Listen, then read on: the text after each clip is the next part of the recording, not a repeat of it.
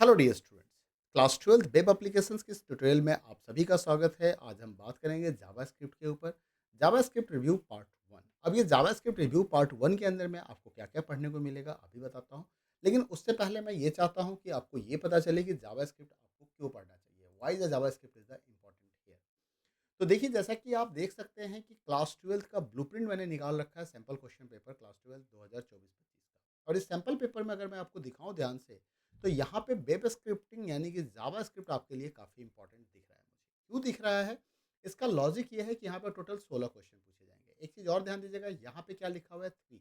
और यहाँ पे कितने क्वेश्चन का आंसर करना है? 3 क्वेश्चन का आंसर करना है। यहाँ पे क्या लिखा हुआ है 3, और कितने क्वेश्चन का आंसर है? 3 क्वेश्चन करने का। मतलब कि अगर मैं इस यूनिट को ना पढूँ, मान लेता हूँ थोड़ी देर के लिए, तो हमारा ये जो 2 सेक्शंस है, ये सेक्शंस इस यूनिट के बिना भी कंप्लीट हो जाता है। लेकिन हमारा ये सेक्शन कंप्लीट नहीं होता है, इसलिए आपको इस यूनिट को भी पढ़ना होगा। ऐसा नहीं कि आप उसको 100% छोड़ सकते हो। ठीक है? तो पढ़ना होगा, क्योंकि यहाँ पे 9, 7, 16, 10, 26 होता है। तो इसको कंप्लीट करके अगर बात देखें तो 9, 7, 16, 6, 22 ही होता है। तो हमारा फिर भी 4 क्वेश्चन रह जाता है, तो इसके लिए भी हमें इसकी ज़रूरत होती है। ठीक है?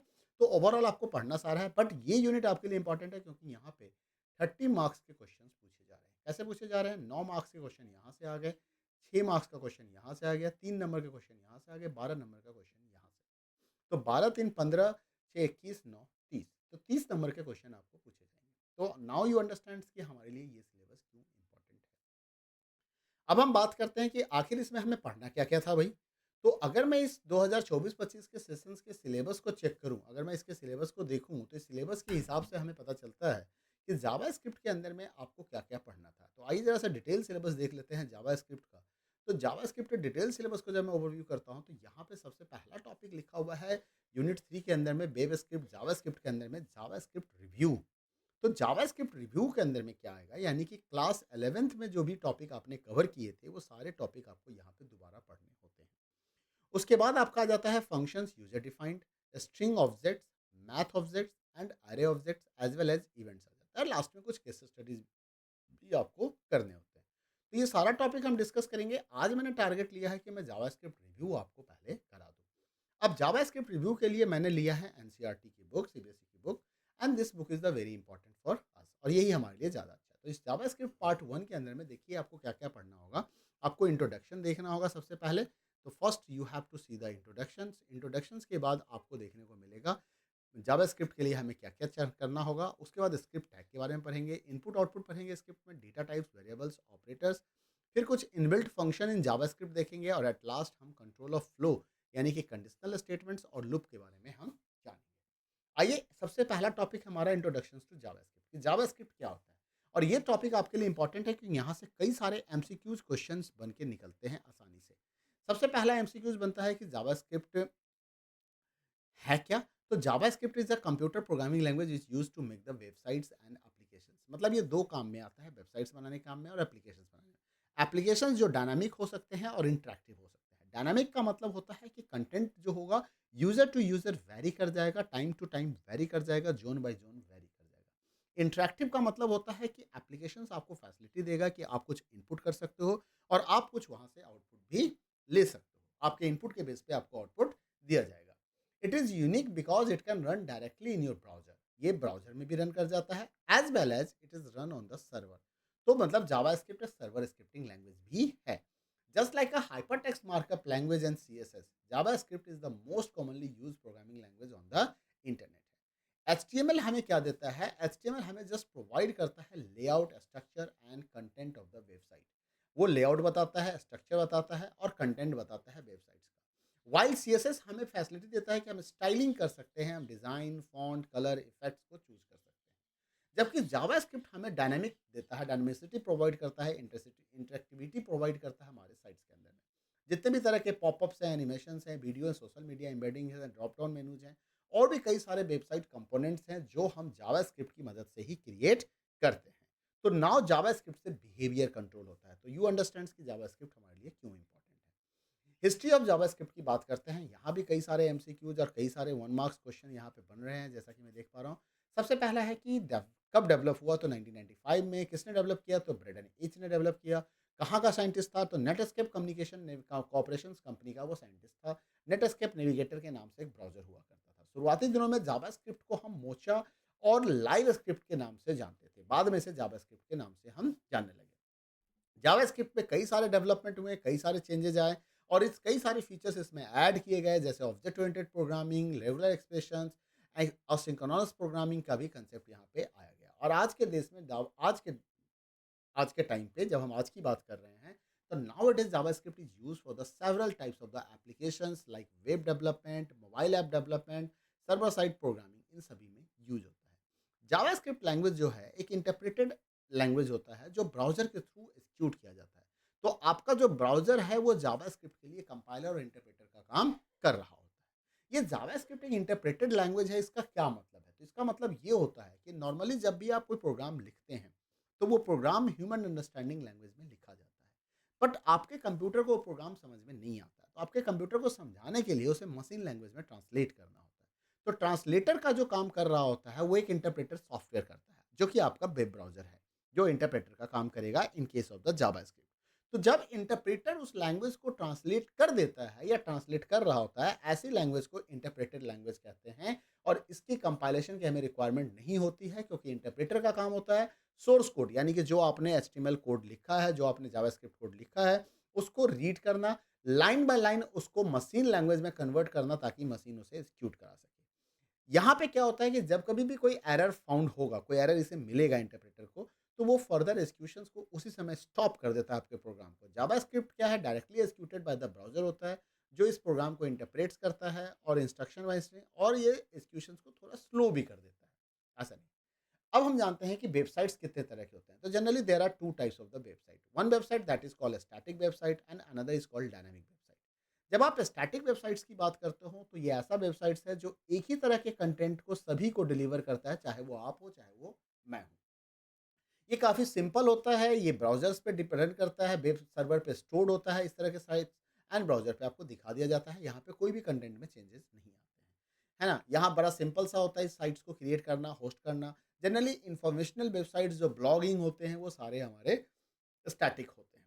इस तरह के वेबसाइट्स में कोई सर्वर साइड प्रोसेसिंग की रिक्वायरमेंट हमें नहीं होती है, कोई डेटाबेस इंस्ट्रक्शंस की रिक्वायरमेंट नहीं होती है और इसलिए काफ़ी फास्ट और ईज़ी होता है इसको मेंटेन करना। डायनामिक वेबसाइट्स ऐसा वेबसाइट्स होता है जिसके कंटेंट चेंज होते हैं यूजर इंटरेक्शंस के बेस पे और अदर इवेंट्स के बेस पे। ये हमेशा कस्टम कंटेंट क्रिएट करता है जब भी यूजर का जो चॉइस होता है, उसका जो बेस्ड होता है according to their action and preferences. Dynamic website generally server side programming language की मदद से लाइक पीएचपी, जावास्क्रिप्ट और पाइथन की मदद से क्रिएट किए जाते हैं, जो डेटाबेस के साथ इंटरेक्ट कर सकते हैं, इंफॉर्मेशन को डेटाबेस से रिट्राइव कर सकते हैं, स्टोर कर सकते हैं। डायनेमिक वेबसाइट जैसे कि social media platform, e commerce and content management system, इन सबको हम कहते हैं। सोशल मीडिया प्लेटफॉर्म का मतलब आपका फेसबुक अकाउंट, आपके नोटिफिकेशन जो होते हैं, मेरे जो नोटिफिकेशन होंगे या आपके अकाउंट पे जो मैसेज रिकमेंडेशन होता है, मेरे पास जो रिकमेंडेशन होता है, बिल्कुल डिफरेंट होता है। तो ये क्यों हो रहा है? ये डायनामिक के कारण हो रहा है। अगर हम ई कॉमर्स साइट्स की बात करें, फ्लिपकार्ट, फेसबुक, फ्लिपकार्ट, अमेजन, हम ऐसे साइट की बात करें, मीशो, मिंत्रा, तो इन साइट्स पे जब भी आप जाते हो, कोई प्रोडक्ट फर्स्ट टाइम जब आप ओपन करते हो, या आप यूट्यूब की बात कर लो, जब आप इसको फर्स्ट टाइम ओपन करते हो तो आपके पास कई लिस्ट ऑफ प्रोडक्ट्स होते हैं, लिस्ट ऑफ वीडियोज़ होते हैं, वो हमेशा डिफरेंट होता है, it's not related to my.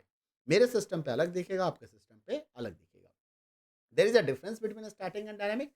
Content of web page can not be change at run time, content of web page can change at run time. No interaction is required, interaction is possible with this. Faster to load compared to dynamic websites, slower to load compared to static website. Cheaper development cost, maximum more development cost. Facebook, Make My Trip, Times of India ये dynamic हैं, blog, website, newsletter, content and browser ये हमारा static है। Now come on the features of JavaScript. अब हम JavaScript के features के बारे में बात करेंगे। सबसे पहला फीचर्स है इजी टू लर्न। आसानी से जावास्क्रिप्ट को आप रन कर सकते हो, सीख सकते हो, बहुत ज़्यादा डिफिकल्ट नहीं होता है ये। This is the first programming language for the internet. Case sensitive होता है। केस सेंसिटिव मतलब हाईली केस सेंसिटिव मीन्स कि it is going to make a difference between upper case alphabet and lower case alphabet. तो जब कभी भी कोई identifier, keywords, variable और फंक्शंस नेम आप लिख रहे होते हैं, तो इस चीज़ों का हमें ख्याल रखना होता है। Operating system support, supported by several operating system, जितने भी ऑपरेटिंग सिस्टम है, विंडोज, लिनक्स, मैक, सबके द्वारा इसे सपोर्ट किया जाता है। Control statements, it has a several control statement, if else, if else, switch case, loop, जिसके थ्रू आप कॉम्प्लेक्स कोडिंग भी कर सकते हो। Client and server side support, मतलब जावास्क्रिप्ट के अंदर में हम क्लाइंट स्क्रिप्टिंग भी करते हैं और सर्वर स्क्रिप्टिंग भी करते हैं। फ्रंट एंड वेब डेवलपर्स के तौर पे भी इसको यूज़ कर सकते हैं, ठीक है? This means we can build the home page, shopping page, slides, तो बहुत सारा सर्वर साइड बैकएंड डेवलपर्स में create and design manage the server side code responsible for data exchange, तो ये सारा काम यहाँ पे हो सकता है। तो जावास्क्रिप्ट क्लाइंट साइड और सर्वर साइड स्क्रिप्टिंग के नाम से जाना जाता है। Object oriented JavaScript is the object oriented language which means the it uses the objects to represent the real world entities and concept. Browser supports जितने भी web browser हैं, वो सभी के सभी आज के डेट में जावास्क्रिप्ट को सपोर्ट करते हैं। फंक्शनल प्रोग्रामिंग जावास्क्रिप्ट में हमें फंक्शन बनाने की फैसिलिटी मिल जाती है, जिसके थ्रू हम अलग-अलग पर्पस के लिए अलग-अलग टूल्स बना सकते हैं एज़ अ फंक्शंस, ठीक है? A function can accept the another function as a parameter and also return a function. तो ability to code in a functional programming style हम कर सकते हैं। जावास्क्रिप्ट डायनामिक होता है, यानी कि डायनामिक लेवल पे हम प्रोग्रामिंग कर सकते हैं। कंटेंट जो होंगे वो डिफरेंट होंगे for the different use, okay, different user, sorry. चलिए एडवांटेज ऑफ जावास्क्रिप्ट की बात कर लें। एडवांटेज क्या है? तो एक सबसे पहला एडवांटेज है relatively easy to learn and use. It can be use for the client side as well as server side, यानी कि it can be use as a front end and back end. Back end का मतलब होता है जो काम पीछे हो रहा है, बैकग्राउंड में हो रहा है। फ्रंट में आपने कुछ डेटा इनपुट किया, इस डेटा के बेस पे प्रोसेस करके ये जो जावास्क्रिप्ट का कोड है वो आपको रिजल्ट प्रोवाइड कर रहा है, तो ये बैक एंड होगा। फ्रंट एंड में होगा कि आपको इंटरेक्टिव इन्वायरमेंट देने के लिए आपके सामने एक इंटरफेस तैयार किया गया, तो ये इंटरफेस भी जावास्क्रिप्ट की मदद से हो रहा है। आपने अगर गलत इनपुट किया तो इसने आपको एरर मैसेज भी प्रोवाइड किया, ये आपको जावास्क्रिप्ट के थ्रू हो रहा है। तो यहाँ पे ये क्या हो गया? ये फ्रंट एंड हो गया, okay. It provides dynamism and interactivity on websites, ये बता रखा हूँ। It's run on multiple platform, किसी भी तरह के प्लेटफॉर्म्स पे, ऑपरेटिंग सिस्टम पे या अलग अलग तरह के डिवाइसेस पे ये रन कर सकता है, और सभी ब्राउजर इसको सपोर्ट करते हैं। बहुत सारे libraries, framework and application program interface इसके अंदर में अवेलेबल होता है किसी भी काम को करने के लिए। It can create visually appealing websites, मतलब आप विजुअल वेबसाइट्स भी बना सकते हो, जहाँ पे मेनू बेस्ड ऑप्शन होगा, ड्रैग एंड ड्रॉप कंपोनेंट्स होगा, स्लाइडर्स हो सकता है, ताकि वेबसाइट्स आपका ज़्यादा अच्छा दिखे, प्रोफेशनल दिखे। Next, prerequisite for executing JavaScript program. JavaScript program को रन कराने के लिए हमें किस किस चीज़ की जरूरत होती है? The biggest advantage of JavaScript, there is no need to purchase any tool to develop JavaScript application. मतलब क्या? कि जावास्क्रिप्ट की प्रोग्रामिंग करने के लिए हमें कोई अलग से सॉफ्टवेयर परचेज करने की जरूरत नहीं है। जावास्क्रिप्ट का प्रोग्राम बनाने के लिए आपके कंप्यूटर पे एक नोटपैड होना चाहिए, जो बाय डिफ़ॉल्ट सभी ऑपरेटिंग सिस्टम के अंदर होते हैं, और आपके कंप्यूटर पे एक वेब ब्राउज़र होना चाहिए। नोटपैड जहाँ पे आप प्रोग्राम लिखेंगे, जहाँ पे आप प्रोग्राम को चेंज करेंगे, राइट, अपडेट, डिलीट, सारा काम यहाँ होगा। वेब ब्राउज़र जहाँ पे आप प्रोग्राम को रन कराएँगे, ये आपका रन कराने के लिए एनवायरनमेंट है। तो सिंपल टेक्स्ट एडिटर आपको चाहिए, just like a Windows notepad to create the JavaScript code. An online text editor can also be used. HTML editor is also can be used to edit the HTML source code as well as JavaScript code.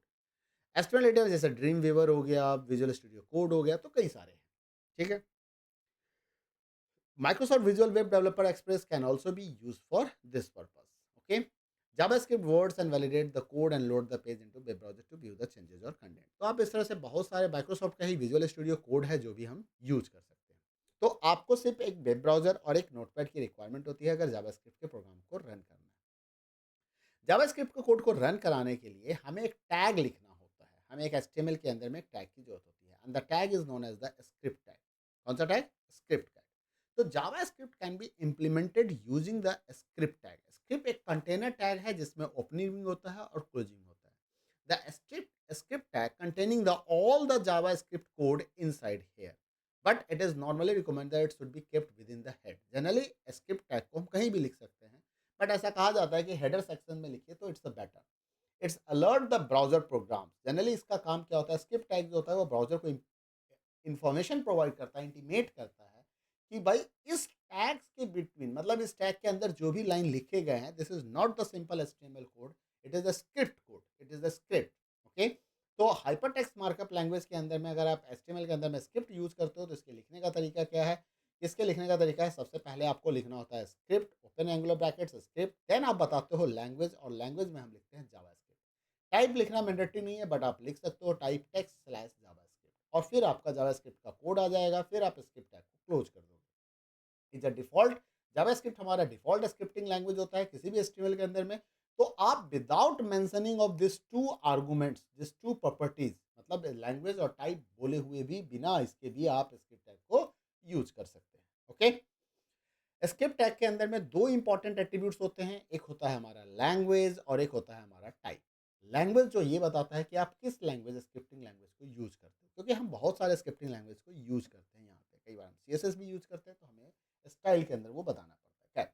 Typically it's value will be JavaScript. The recent version of जो है उसके अंदर में हमें इसको optional बना दिया गया, तो बिना लिखे भी हमारा काम हो जाता है। दिस एट्रीब्यूट टेक्स्ट एट्रीब्यूट का टाइप का क्या काम है, वो बताता है कि कौन सा स्क्रिप्टिंग लैंग्वेज यूज किया जा रहा है। तो टेक्स्ट स्लैश जावास्क्रिप्ट जब आप लिख देंगे तो ब्राउजर्स को पता चल जाएगा। अब क्योंकि सारा जावास्क्रिप्ट ब्राउजर जो अभी अपडेटेड है, तो बाय डिफॉल्ट ये भी उसको पता होता है, तो ये भी आपके लिए क्या है, ऑप्शनल है। तो ध्यान रखना है कि language and type both attributes are optional of script tag. Okay, now कहाँ-कहाँ स्क्रिप्ट टैग को हम लिख सकते हैं, कहाँ-कहाँ हम जावास्क्रिप्ट कोड को लिख सकते हैं, तो इस चीज़ को ध्यान रखना है। 3 अलग-अलग जगहों पे आप जावास्क्रिप्ट को लिख सकते हो, जैसे कि आपने सीएसएस के साथ भी किया होगा क्लास 11th के अंदर में। सीएस भी होता है इनलाइन, है ना, इंटरनल एंड एक्सटर्नल, इसी तरह से जावास्क्रिप्ट होता है। अब बॉडी ऑफ पेज में भी जावास्क्रिप्ट लिख सकते हैं। This case when page is loaded in the browser, the output display as a part of the HTML document. ऐसे केस में ऐसा ही होगा। हेडर ऑफ पेज में भी आप लिख सकते हैं। In this case the code is written in the form of the function. यहाँ पे जनरली हम फंक्शन के फॉर्म में लिखते हैं। Groups of JavaScript statement but treated as a single unit, है ना। Written in the form of the functions, group of JavaScript statement but treated as a single unit and refer to at the other script in a same page. Single unit के तौर पे उसको देखा जाता है group of JavaScript statement. ठीक है। And as an external file, in this case JavaScript code is written in another file having .js। तो JavaScript का जो भी अलग से आप सेपरेट फाइल बनाएंगे, उसका एक्सटेंशन क्या होगा, .js होगा, .javascript। Okay, this file included in a script tag by specifying the file name. और फिर आपको क्या करना होता है, जिस HTML में आप इस एक्सटर्नल को यूज करना चाहते हो, वहां पे आपको बताना होता है कि मेरा जो एक्सटर्नल फाइल है वो ये है, तो हमें उसका यूआरएल प्रोवाइड करना होता है। चलिए देखते हैं सबसे पहला जावास्क्रिप्ट कोड कैसे लिखा जाएगा। Writing the first JavaScript program, पहला जावास्क्रिप्ट प्रोग्राम आपको यहाँ पे लिखना है। तो इसके लिए आपको क्या करना होता है, स्क्रिप्ट। चलिए मैं आपको दिखाता हूँ यहाँ पे रन करा के। ये जो हमारा demo.html है, टाइटल जावास्क्रिप्ट है, और स्क्रिप्ट के अंदर में हमने सिंपल यहाँ पे देख सकते हो, बॉडी के अंदर में मैंने क्या लिखा है यहाँ पे, मैं इसको कमेंट बना देता हूँ। बॉडी के अंदर में मैंने क्या लिखा है यहाँ पे, डॉक्यूमेंट, क्या लिखा, डॉक्यूमेंट डॉट राइट, और राइट के अंदर में लिख दिया hello, this is my first JavaScript. मैंने यहाँ पे विजुअल स्टूडियो कोड इंस्टॉल कर रखा है। आप चाहे तो ये काम नोटपैड में भी रन करा के, नोटपैड में लिख के आप इसको डायरेक्ट रन करा सकते हैं, जैसे आप एचटीएमएल फाइल को रन कराते हैं। अब इसको मैंने सेव कर दिया, कंट्रोल एस कर दिया, राइट क्लिक कर दिया, राइट क्लिक करने के बाद ओपन इन डिफॉल्ट ब्राउजर कर दिया। ओपन डिफॉल्ट ब्राउजर में आ गया, देखो यहाँ पे मैसेज आ चुका है, hello this is my first JavaScript. देखो यहाँ पे ऑप्शन आपको दिख रहा है, hello this is my first JavaScript. इस तरह से आप सिंपल स्क्रिप्ट फाइल लिख सकते हैं। ओके, तो हेलो वर्ल्ड हो गया। इसको इटैलिक अंडरलाइन करना है तो वो भी हम कर सकते हैं। मान लो मैं इसे बोल्ड इटैलिक अंडरलाइन करना चाहता हूँ, तो मैंने यहाँ पे बी लगा दिया, लास्ट में भी यहाँ पे मैंने बी लगा दिया, स्लैश बी, तो ये बोल्ड हो जाएगा। कंट्रोल एस कर दिया, कंट्रोल एस करके राइट क्लिक करके डिफॉल्ट ब्राउजर कर दिया, तो अब ये दो बार आ जाएगा। देखो ये बोल्ड हो के आ चुका है। इसको दोबारा मैं चेक करना चाहता हूँ, तो मैं यहाँ पे आ रहा हूँ। मैं इसको इटैलिक भी करना चाहता हूँ, मैंने इसको इटैलिक कर दिया। इटैलिक तो मैं सिर्फ यू को करूँगा, है ना। और अलर्ट, सॉरी मुझे ये चीज़ यहाँ लगाना था ना, सॉरी मैंने गलत जगह पे लगा दिया था। ओके, बोल्ड आई, कंट्रोल एक्स, और यहाँ पे हेलो के अंदर में डाल देता हूँ कंट्रोल वी, और यहाँ भी मैंने इसको कर दिया कंट्रोल एक्स, और यहाँ पे डाल दिया कंट्रोल वी। ठीक है, और यहाँ हेलो को मैं क्या कर देता हूँ, इटैलिक कर देता हूँ, है ना। फर्स्ट जावास्क्रिप्ट को मैं क्या करना चाहता हूँ, मैं इसको अंडरलाइन करना चाहता हूँ, तो मैंने यू लगा दिया, और ये जावास्क्रिप्ट से पहले मैंने यू को क्लोज कर दिया, कंट्रोल एस कर दिया, और सीधा ब्राउज़र में जाके मैं उसको रिफ्रेश कर देता हूँ, यहाँ पे रिफ्रेश कर देता हूँ, ये देखो। ठीक है, तो इस तरह से आप जावास्क्रिप्ट बड़ा इजीली लिख सकते हैं, काफ़ी कुछ नहीं करने की ज़रूरत है। ठीक है, कहीं भी आप इसको सेव कर सकते हैं। जैसे नोटपैड में आपने क्या करना है, इस प्रोग्राम को टाइप करना है, तो आप नोटपैड ओपन करेंगे, नोटपैड में जाके इस प्रोग्राम को टाइप करेंगे, डॉट एचटीएमएल एक्सटेंशन के साथ आप उसको सेव कर देंगे। फिर आप उसको गूगल क्रोम में जाएँ, उस फाइल को ओपन कर लें। ओके? जावास्क्रिप्ट के कुछ सिंटैक्स एंड रूल्स हैं जो आपको पता होना चाहिए। जैसा कि मैंने आपको बताया, जावास्क्रिप्ट एक केस सेंसिटिव प्रोग्रामिंग लैंग्वेज है। It's have their own structure of writing the program. सबसे पहला चीज़ है कि आपको ये ध्यान रखना है कि it is a case sensitive. Case sensitive का मतलब क्या हो गया, कि अब मैं यहाँ पे डॉक्यूमेंट में डी कैपिटल कर दूँगा, डॉक्यूमेंट में डी कैपिटल कर दूँगा, कंट्रोल एस करता हूँ। अब देखता हूँ ये क्या करता है, मैं आता हूँ ब्राउज़र के अंदर में और यहाँ पे मैं इसको बंद कर लूँ, इसी को रखता हूँ, रन करता हूँ। कोई आउटपुट नहीं आ रहा है, कोई आउटपुट नहीं आ रहा है। रीज़न कि मेरे कोड में मैंने मिस्टेक कर दिया। तो ये चीज़ आपको ध्यान रखना है, ये केस सेंसिटिव है। यहाँ पे डब्ल्यू को मैं अगर कैपिटल कर दूँगा तब भी ये काम नहीं करेगा। मैंने डब्ल्यू को रन करा के सेव कर दिया, कंट्रोल एस दबा दिया, यहाँ पे आके रिफ्रेश करता हूँ, देखो आउटपुट नहीं आ रहा है। Why? Because it is a case sensitive language. तो आपको इन चीज़ों का ख्याल रखना होगा। नेक्स्ट कहता है, ठीक है, नेक्स्ट है white space and line break. You can use space tabs and new line anywhere in the JavaScript program. कहीं भी आप इसका इस्तेमाल कर सकते हो। जावास्क्रिप्ट क्या करता है, जो जावास्क्रिप्ट इंटरप्रेटर्स होते हैं वो इसको इग्नोर कर देते हैं जब भी हम इसको यूज करते हैं। Use tab and space to neatly format the indent. मतलब टैब और इसका हम इस्तेमाल करते हैं इंडेंटेशन के लिए, प्रॉपर फॉर्मेटिंग के लिए। जैसा कि आप देख सकते हो यहाँ पे स्क्रिप्ट टैग लिखा हुआ है, बीच में एक इंडेंटेशन आ गया, गैप आ गया, उससे ये लग रहा है कि भाई this codes are written inside the script tag. तो ये बताने के लिए हमें इसकी जरूरत है, मैंडेटरी नहीं है। ओके, तो it's make the code easy to read. Reading में और अंडरस्टैंडिंग में आपको इसका बेनिफिट मिलेगा, इंडेंटेशन का और व्हाइट स्पेस का। कमेंट्स, कमेंट्स काफी इंपॉर्टेंट है, याद होना चाहिए कमेंट्स होता क्या है। तो कमेंट्स किसी भी प्रोग्रामिंग लैंग्वेज के अंदर में नॉन एग्जीक्यूटेबल कोड्स होते हैं। दो तरह के कोड होते हैं, एक कोड जो एग्जीक्यूट करता है, जैसे अभी आप देख सकते हो, मैं यहाँ से इसको हटा दूंगा, कंट्रोल एस कर देता हूँ और इस पेज को जाके मैं रिफ्रेश कर देता हूँ। तो देखो मेरे पास एक मैसेज आ गया, मेरे पास एक मैसेज आ गया और ये मैसेज उसी अलर्ट के कारण आ रहा था। अब इसी जगह पे मैंने क्या किया, यहाँ पे इसको कमेंट बना दिया। क्या बना दिया? कमेंट बना के मैंने इसको सेव कर दिया। सेव करने के बाद अब जब मैं इसको रिफ्रेश करता हूँ तो वो मैसेज नहीं आ रहा है। जो बॉक्स आ रहा था, यहाँ पे एक विंडो आ रहा था, वो विंडो आना बंद हो गया। तो ये क्या है? कमेंट है। तो दो तरह के कमेंट होते हैं, एक होता है हमारा सिंगल लाइन कमेंट और एक होता है हमारा मल्टी लाइन कमेंट।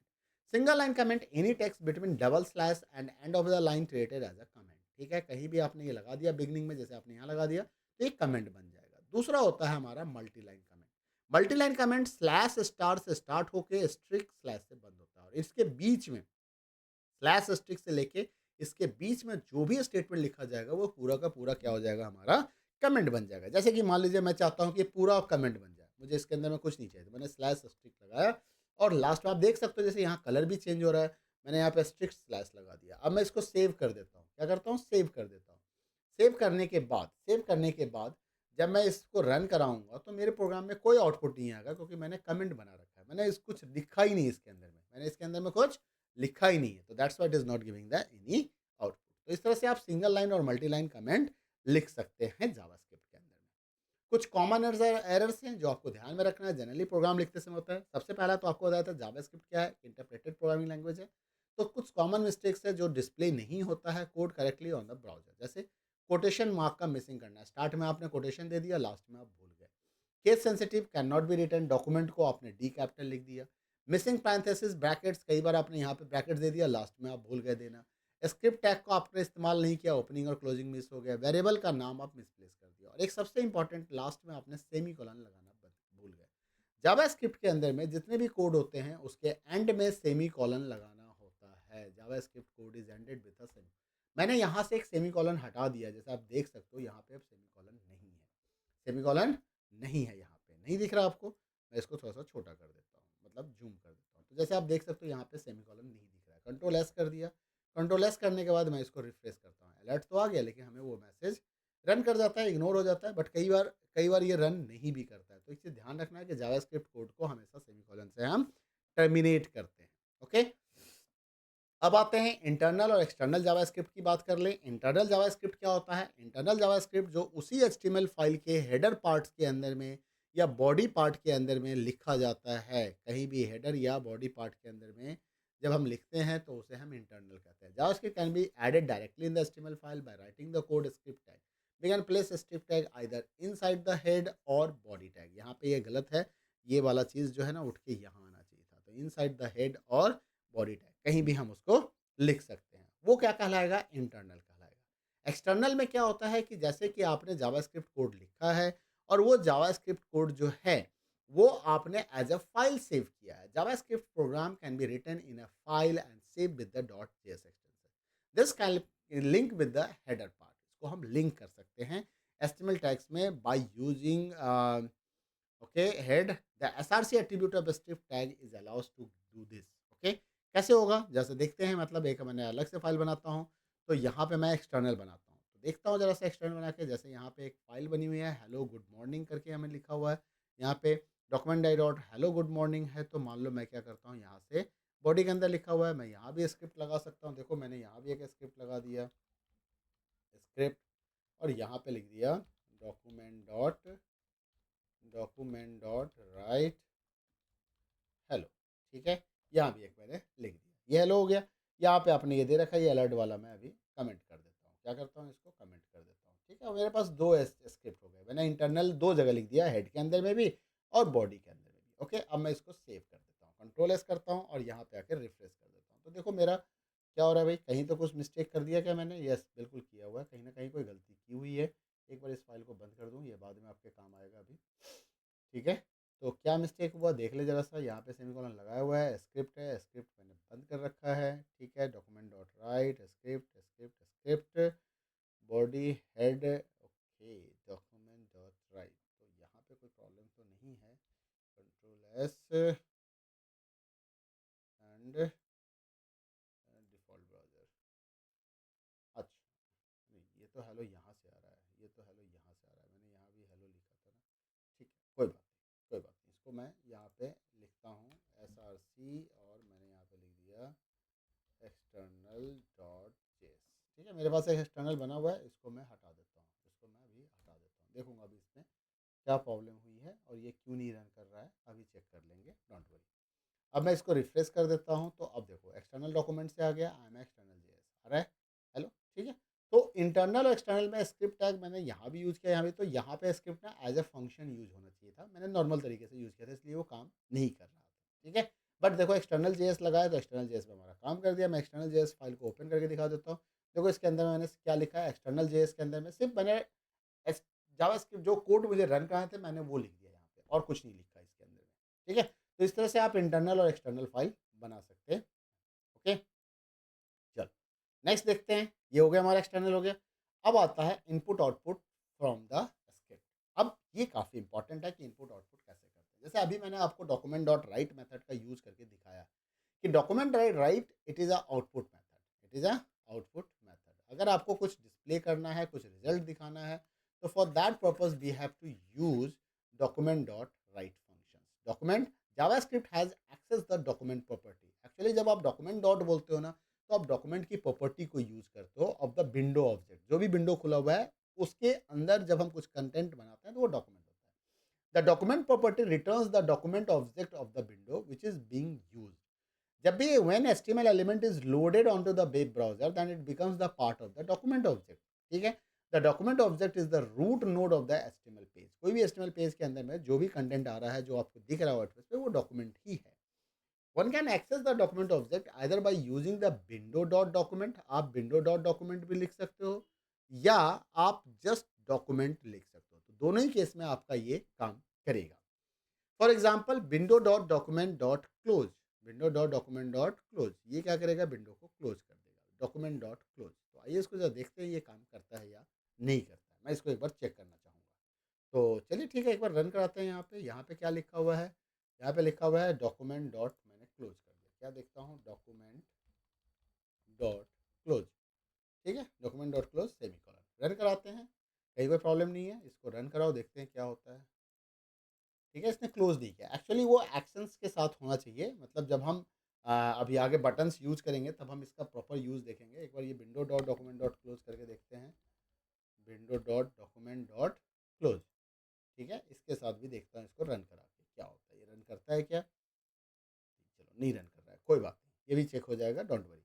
तो हम window dot document dot close, the document object has a large range, इसके पास कई तरह की प्रॉपर्टीज़ हैं जो हम यूज़ करते हैं। ठीक है, इसमें एक सबसे इंपॉर्टेंट है डॉक्यूमेंट डॉट राइट, जो इन्फॉर्मेशन को एक्सप्रेशन एचटीएमएल एक्सप्रेशन के फॉर्म में आउटपुट स्क्रीन पे दिखाने में हमारे काम आता है, डॉक्यूमेंट में दिखाने का। जैसा कि हमने यहाँ पे यूज कर रखा है डॉक्यूमेंट डॉट राइट, तो हम यहाँ पे राइट के थ्रू इन्फॉर्मेशन को क्या कर रहे हैं, डिस्प्ले करा रहे हैं। ठीक है, जैसे we can write the string on the web page head script document dot write behaviour of cyber. अब मैं हेड हेड सिर्फ यूज करके एक नया डेमो प्रोग्राम लेता हूँ। यहाँ पे demo dot H T M Ls के अंदर में मैंने एक काम किया, मैंने यहाँ से एक new H T M L file ले लिया। ठीक है, JavaScript review dot H T M L के नाम से मैंने एक फाइल ठीक है। अब यहाँ पे मैंने लिखा हेड, यहाँ पे मैंने लिखा सॉरी, पहले तो HTML लगाना था ना, HTML। ठीक है, ये भी हमारा HTML हो जाएगा। ओके, और अब मैंने यहाँ पे लिखा हेड। हेड के अंदर में मैंने लगाया स्क्रिप्ट। क्या लगाया? स्क्रिप्ट। ठीक है, और स्क्रिप्ट के अंदर में मैंने लिखा डॉक्यूमेंट, डॉक्यूमेंट डॉट राइट, है ना। और यहाँ पे लिख दिया डबल कोट्स के अंदर में हेलो, हेलो। ठीक है, hello and semicolon. Okay, save कर दिया। ऑल्ट के साथ बी या राइट क्लिक करके मैं इसको ओपन कर लेता हूँ डिफ़ॉल्ट ब्राउज़र में। ये हेलो हमारा आ चुका है, यहाँ कोई प्रॉब्लम नहीं है, बिल्कुल सही काम कर रहा है, कहीं कोई दिक्कत नहीं आई, वो रन कर गया। ठीक है, स्क्रिप्ट के अंदर में। अब मैं यहाँ पे एक बॉडी लिखता हूँ, बॉडी। कोई डाउट है कि वो उस समय रन क्यों नहीं किया? मेरे हिसाब तो रन तो करना चाहिए था स्क्रिप्ट।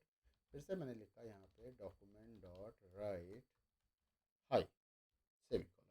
ठीक है, कंट्रोल एस और अल्ट के साथ बी कराया। देखिए हेलो हाई, देखो आ गया, दोनों ही आ गया, दोनों ही रन कर रहा है। वो कुछ ना कुछ इशू रहा होगा, कुछ स्पेलिंग मिस्टेक रहा होगा, इसलिए रन नहीं कर रहा था। तो मैं चेक कर लूँगा अभी टाइम, क्योंकि वेस्टेज ऑफ टाइम ज़्यादा हो जाएगा, इसलिए मैंने उसको इग्नोर कर दिया। ओके, चलो हो गया हमारा डॉक्यूमेंट डॉट हाई। तो इस तरह से हमने इसको रन करा लिया। और क्या था हमारा? Also right can display it on a web page, document dot right. अच्छा, मतलब हम उसको एचटीएमएल फॉर्मेट में भी लिख सकते हैं, नॉर्मल भी लिख सकते हैं, बोल्ड इटैलिक, जैसे इससे देखो बोल्ड करके दिखा है, ये मैंने ऑलरेडी आपको दिखा चुका हूँ। डायलॉग बॉक्स, तो एक तो हमारा डॉक्यूमेंट डॉट राइट से हम क्या कर रहे हैं? आउटपुट दिखा रहे हैं। अब आउटपुट दिखाने का हमारे पास क्या है? डायलॉग बॉक्सेज है। तीन तरह के डायलॉग बॉक्सेज हम यहाँ पे यूज करते हैं। एक सबसे पहला डायलॉग बॉक्स आता है alert dialog box. Alert dialog box display a short message और नोटिफिकेशंस टू द यूजर। किसी भी यूजर को शॉर्ट मैसेज दिखाना हो, नोटिफिकेशन दिखाना हो, तो उसके लिए हम अलर्ट डायलॉग बॉक्स यूज करते हैं। Alert box gives only one button okay, यहाँ पे सिर्फ एक ही बटन आएगा, ओके का आएगा।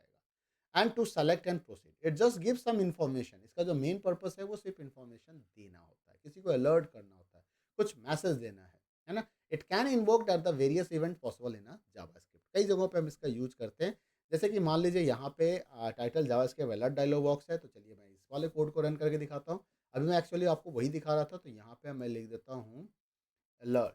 क्या लिखता हूँ? अलर्ट। ठीक है, और यहाँ पे मैंने लिख दिया हाई। क्या लिख दिया? Hi, you are using Java script alert dialogue.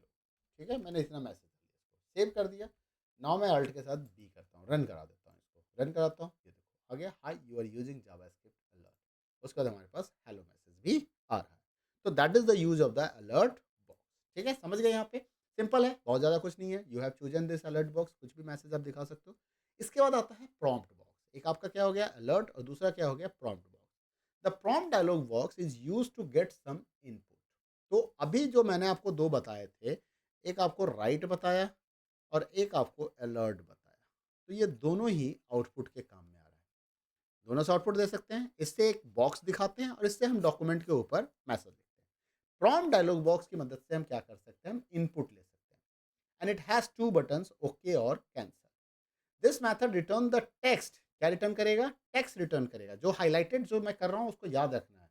In the input field, जो भी आपने इनपुट किया, जब आप ओके बटन पर क्लिक करोगे तो ये मेथड आपका टेक्स्ट रिटर्न करेगा। It will return null. क्या रिटर्न करेगा? नल।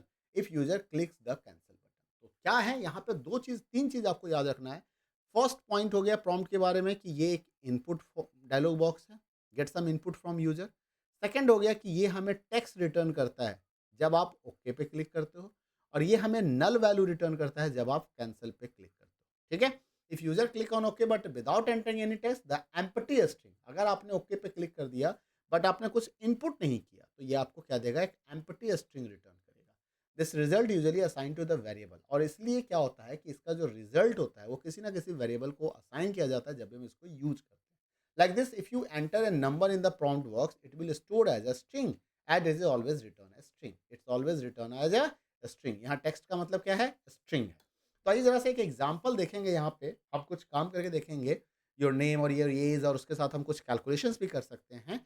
तो जैसे कि यहाँ पे आपको देख सकते हो कुछ है प्रॉम्प्ट, तो आइए उसको हम रन कराते हैं। तो इसमें से मैं इन सब चीज़ों को निकाल देता हूँ, और ये हम डायरेक्ट हेड के अंदर लिख रहे हैं, तो ठीक है, बाकी बॉडी का भी हमें ज़रूरत नहीं है। तो लेट्स फॉरगेट इट। तो अब मैं यहाँ पे क्या लिख रहा हूँ, where name equal to prompt, where name equal to prompt, enter your name, ठीक, यहाँ पे सेमीकोलन, फिर लिखा where is prompt, prompt enter your age, ठीक है, और इसको मैंने सेमीकोलन दिया, हो गया। अब मैं चाहता हूँ ये प्रिंट हो जाए, तो मैंने यहाँ पे लिखा डॉक्यूमेंट डॉट राइट नेम, ठीक, और यहाँ पे लगा दिया प्लस, ठीक है, और प्लस के बाद लगा दिया नेम सेमीकोलन। कॉन्केट करेगा, प्लस का काम होता है कॉन्केट करना। फिर मैंने लिखा यहाँ पे डॉक्यूमेंट डॉट राइट और यहाँ पे लिख दिया एज, और फिर मैंने यहाँ पे लगा दिया प्लस एज, ठीक, यहाँ पे प्लस नेम और यहाँ पे प्लस एज एंड सेमीकोलन, ठीक है। अब इसको रन कराते देखते हैं, सेव कर लेता हूँ, राइट क्लिक करता हूँ और ओपन इन डिफॉल्ट ब्राउजर करता हूँ। Now it's asking the name, तो मैंने यहाँ पे लिखा YouTube, क्या लिखा YouTube, और मैंने क्लिक कर दिया ओके पे। अब इसने पूछा एज, अब एज में मैंने कुछ नहीं डालता हूँ, मैं कैंसिल कर देता हूँ। तो देखो यहाँ पे नेम में इसने क्या दिखाया YouTube, और एज में इसने क्या दिखाया नल, यही तो बताया था मैंने, यही तो बताया था। अब यहाँ पे मैं थोड़ा सा इसको बोल्ड इटैलिक कर देता हूँ, क्या करता हूँ बोल्ड, क्या कर दिया बोल्ड, और इसको यहाँ पे बंद करके बोल्ड, ठीक है। और एक चीज़ और मैं यूज़ करना चाहूँगा, मैं यहाँ पे लास्ट में प्लस बी आर, क्या यूज़ करना चाहूँगा बी आर, प्लस के साथ मैंने लास्ट में क्या लगा दिया, मैंने लास्ट में प्लस के साथ बी आर लगा दिया, और बी आर को डबल कोट्स के अंदर डाल दिया, किसके अंदर डाल दिया डबल कोट्स में। इससे क्या होगा, लाइन ब्रेक हो जाएगा, तो नए लाइन पे वो डिस्प्ले करेगा। अदरवाइज क्या करता है, वो एक ही लाइन में दिखा रहा था, जैसे आप देख सकते हो यहाँ पे बी आर लिखा हुआ है, ठीक है। तो इस तरीके से अब बोल्ड इटैलिक हो गया। अब एज को भी मैं यहाँ पे बोल्ड कर देता हूँ, क्या कर देता हूँ बोल्ड कर देता हूँ, क्या करता हूँ बोल्ड यहाँ पे एज को, ठीक है। और मैं चाहता हूँ ये पूरा एज के साथ ही बोल्ड हो जाए, ये भी बोल्ड हो जाए, तो मैंने यहाँ पे प्लस बी कर दिया, स्लैश बी, देखते हैं क्या करता है। ओके, कंट्रोल एस, एंड दोबारा इसको मैं रन कराता हूँ। रन कराने के बाद मैंने यहाँ पे डाला name Sanjeev Singh, okay, as डाल दिया, मैंने कुछ भी एज डाल दिया, चलो 35, ओके। तो देखो यहाँ पे नेम मंजीव सिंह, और यहाँ पे देखो एज और 35 दोनों बोल्ड दिख रहा है, यहाँ पे सिर्फ नेम बोल्ड दिख रहा है, जैसा कि आप देख सकते हो यहाँ पे दिख रहा है आपको, फाइन। तो यू अंडरस्टैंड कि कैसे काम हो रहा है ये, ओके फाइन, यहाँ तक आपको समझ में आ गया होगा। चलिए आगे बढ़ते हैं। इसके बाद आता है कन्फर्म डायलॉग बॉक्स। तो confirm dialog box is use for the confirmation, किसी से कुछ कन्फर्मेशन कराना है, mostly use to take the user confirmation of any option. It display with two button, कितने बटन आ रहे हैं, टू बटन आ रहे हैं। अब एक चीज और ध्यान में रखना है, अलर्ट बॉक्स के साथ कितने बटन आ रहे थे, सिर्फ एक बटन आ रहा था ओके। प्रॉम्प्ट के साथ कितने बटन आ रहे थे, प्रॉम्प्ट के साथ दो बटन आ रहा था, ओके एंड कैंसल, कैंसल। और यहाँ पे कंफर्म के साथ कितने आ रहे हैं, तो कंफर्म के साथ भी दो बटन आ रहे हैं, ओके एंड कैंसल, ठीक है। तो दो बटन आते हैं यहाँ भी। इट विल रिटर्न ट्रू, क्या है, तो जब आप ओके पे क्लिक करोगे तो ये क्या रिटर्न करेगा, ट्रू रिटर्न करेगा। और प्रॉम्प्ट क्या रिटर्न कर रहा था, जो भी टेक्स्ट आपने टाइप किया था वो text, otherwise empty. If the user clicks on the cancel button it will return false, मतलब कंफर्म डायलॉग बॉक्स जो वैल्यू देता है वो ट्रू और फॉल्स के रूप में देता है। ट्रू तब देता है जब ओके है, फॉल्स तब देता है जब वो कैंसिल बटन पे है। वहीं पे अगर मैं प्रॉम्प्ट की बात करूं तो जब ओके है तो टेक्स्ट दे रहा होता है, और जब कैंसिल है तो नल वैल्यू दे रहा होता है। ये चीज याद होना चाहिए, एमसीक्यू का क्वेश्चन है। It returns a Boolean value, कौन सा वैल्यू रिटर्न किया, बुलियन वैल्यू, जबकि ये हमें क्या रिटर्न कर रहा था, स्ट्रिंग वैल्यू। क्या रिटर्न कर रहा था, string, depending on the user click okay, true and cancel false button, okay. So now look at this code, यहाँ पे जैसे लिखा हुआ है HTML head title JavaScript confirm dialogs close title close head script where result confirm, are you sure you want to cancel the order, are you sure you want to cancel the order. अब आप यहाँ पे confirmation ले रहे हो, okay और false. अब जो भी वैल्यू ये कंफर्म रिटर्न करेगा वो इस वेरिएबल रिजल्ट में जाके स्टोर हो जाएगा। तो if result equal to true तो document diet order is cancelled, else order not cancelled, okay. तो लेट्स सी, चलो इसको चेक करते हैं यहाँ से, यहाँ पे ओके। इस पूरे स्क्रिप्ट को मैं यहाँ से कट कर लेता हूँ, और हेड के अंदर में मैं यहाँ पे सिर्फ एक टाइटल लगा देता हूँ। टाइटल में लिख देता हूँ confirm dialog box, confirm dialog box, ठीक है। और यहाँ पे मैं बॉडी लिख देता हूँ, बॉडी बॉडी, और बॉडी के अंदर में मैंने इसको पेस्ट किया। अब मुझे यहाँ पे वेरिएबल रिजल्ट लेना है, कुछ भी ले सकते हो, कुछ भी ले सकते हो, है ना, वेरिएबल रिजल्ट, मान लो कुछ भी ले लिया यहाँ पे, रिजल्ट कोई भी नाम दे दिया, और यहाँ पे मैंने लिखा कन्फर्म, क्या लिखा, कन्फर्म, कन्फर्म। अब मैं यहाँ पे पूछता हूँ, do you like my tutorial, do you like this video, do you like this video. अब यहाँ पे ओके और कैंसिल, तो यहाँ पे आ गया, ठीक है। अब मैं इस रिजल्ट को चेक करना चाहता हूँ, मैं एक सीधा आपको लिख देता हूँ यहाँ पे, मुझे नहीं पता कि क्या आएगा, डॉक्यूमेंट डॉट राइट, आपसे पूछ रहा हूँ मैं यहाँ पे रिजल्ट, ठीक, मैंने क्या लिखा, सिर्फ रिजल्ट लिख दिया। अब इसके अंदर में मैं यहाँ पे कुछ कंडीशन लगा देता हूँ, if result equal equal to true, तो enter document dot write, wow wow, you like it, you like it, ठीक है, और सेमीकोलन, एल्स मैं लिख देता हूँ document, document dot write, oh no, I have to work hard, I have to work hard, okay. तो ये हो गया। अब चलो इसको मैं रन कराता हूँ, यहाँ से मैं आपको रिजल्ट भी दिखा रहा हूँ, यहाँ से मैं रिजल्ट दिखा रहा हूँ, यहाँ पे मैं लिख देता हूँ वैल्यू ऑफ रिजल्ट, ठीक, यहाँ पे मैंने प्लस लगा दिया, ओके फाइन। अब मैं इसको रन कराता हूँ, कंट्रोल एस करता हूँ, रिफ्रेश करता हूँ, ओपन इट करता हूँ। अब इसने पूछा do you like this video, मैंने कहा ओके, तो क्या आ गया, वैल्यू रिजल्ट क्या आ गया, ट्रू, और ट्रू के बाद क्या आ रहा है, वाओ, क्योंकि रिजल्ट की वैल्यू ट्रू थी। दोबारा मैं इसको रन कराऊंगा, इसने मैंने कहा कैंसल, वैल्यू ऑफ रिजल्ट क्या आ गया, false, oh no, I have to work hard, I have to work hard. तो क्लियर है। तो now you understand the confirm dialog box. तो अभी आपको मैंने 4 चीज बता दी इनपुट के लिए, राइट से आउटपुट दिखाते हैं, अलर्ट से अलर्ट मैसेज दिखाते हैं, ठीक है, प्रॉम्प्ट से हम इनपुट ले सकते हैं, यूजर से हम डाटा इनपुट करा सकते हैं, और कन्फर्म से हम कन्फर्मेशन कराते हैं कि वो किसी चीज़ को पसंद कर रहा है या नहीं कर रहा है, ठीक है फाइन। उसके बाद आता है इंटरेक्टिव विद एचटीएमएल डॉक्यूमेंट, एक लास्ट ऑप्शन है कि हम इसके थ्रू भी काम करते हैं, interactive with HTML DOM, DOM का मतलब होता है document object model, it's provide a way to interact with the and manipulate the elements of an HTML document. ये हमें फैसिलिटी देता है कि हम इंटरेक्ट कर सकते हैं एलिमेंट्स के साथ और एचटीएमएल एलिमेंट्स के साथ, और हम उसको मैनिपुलेट कर सकते हैं using JavaScript.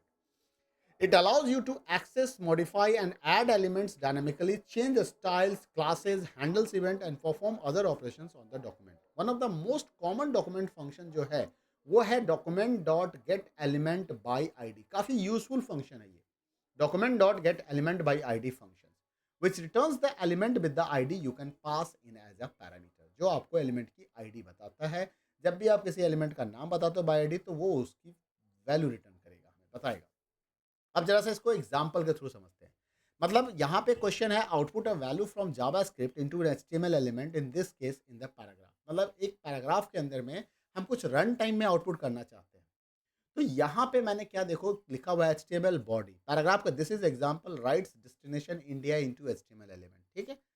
This example right destination India into HTML element, मतलब यहाँ पे मैं चाहता हूँ कि एचटीएमएल इंडिया लिखा हुआ आ जाए, डेस्टिनेशन इंडिया लिखा हुआ आ जाए, इस बीच में, इस जगह पे अपने आप मैं लिख नहीं रहा हूँ।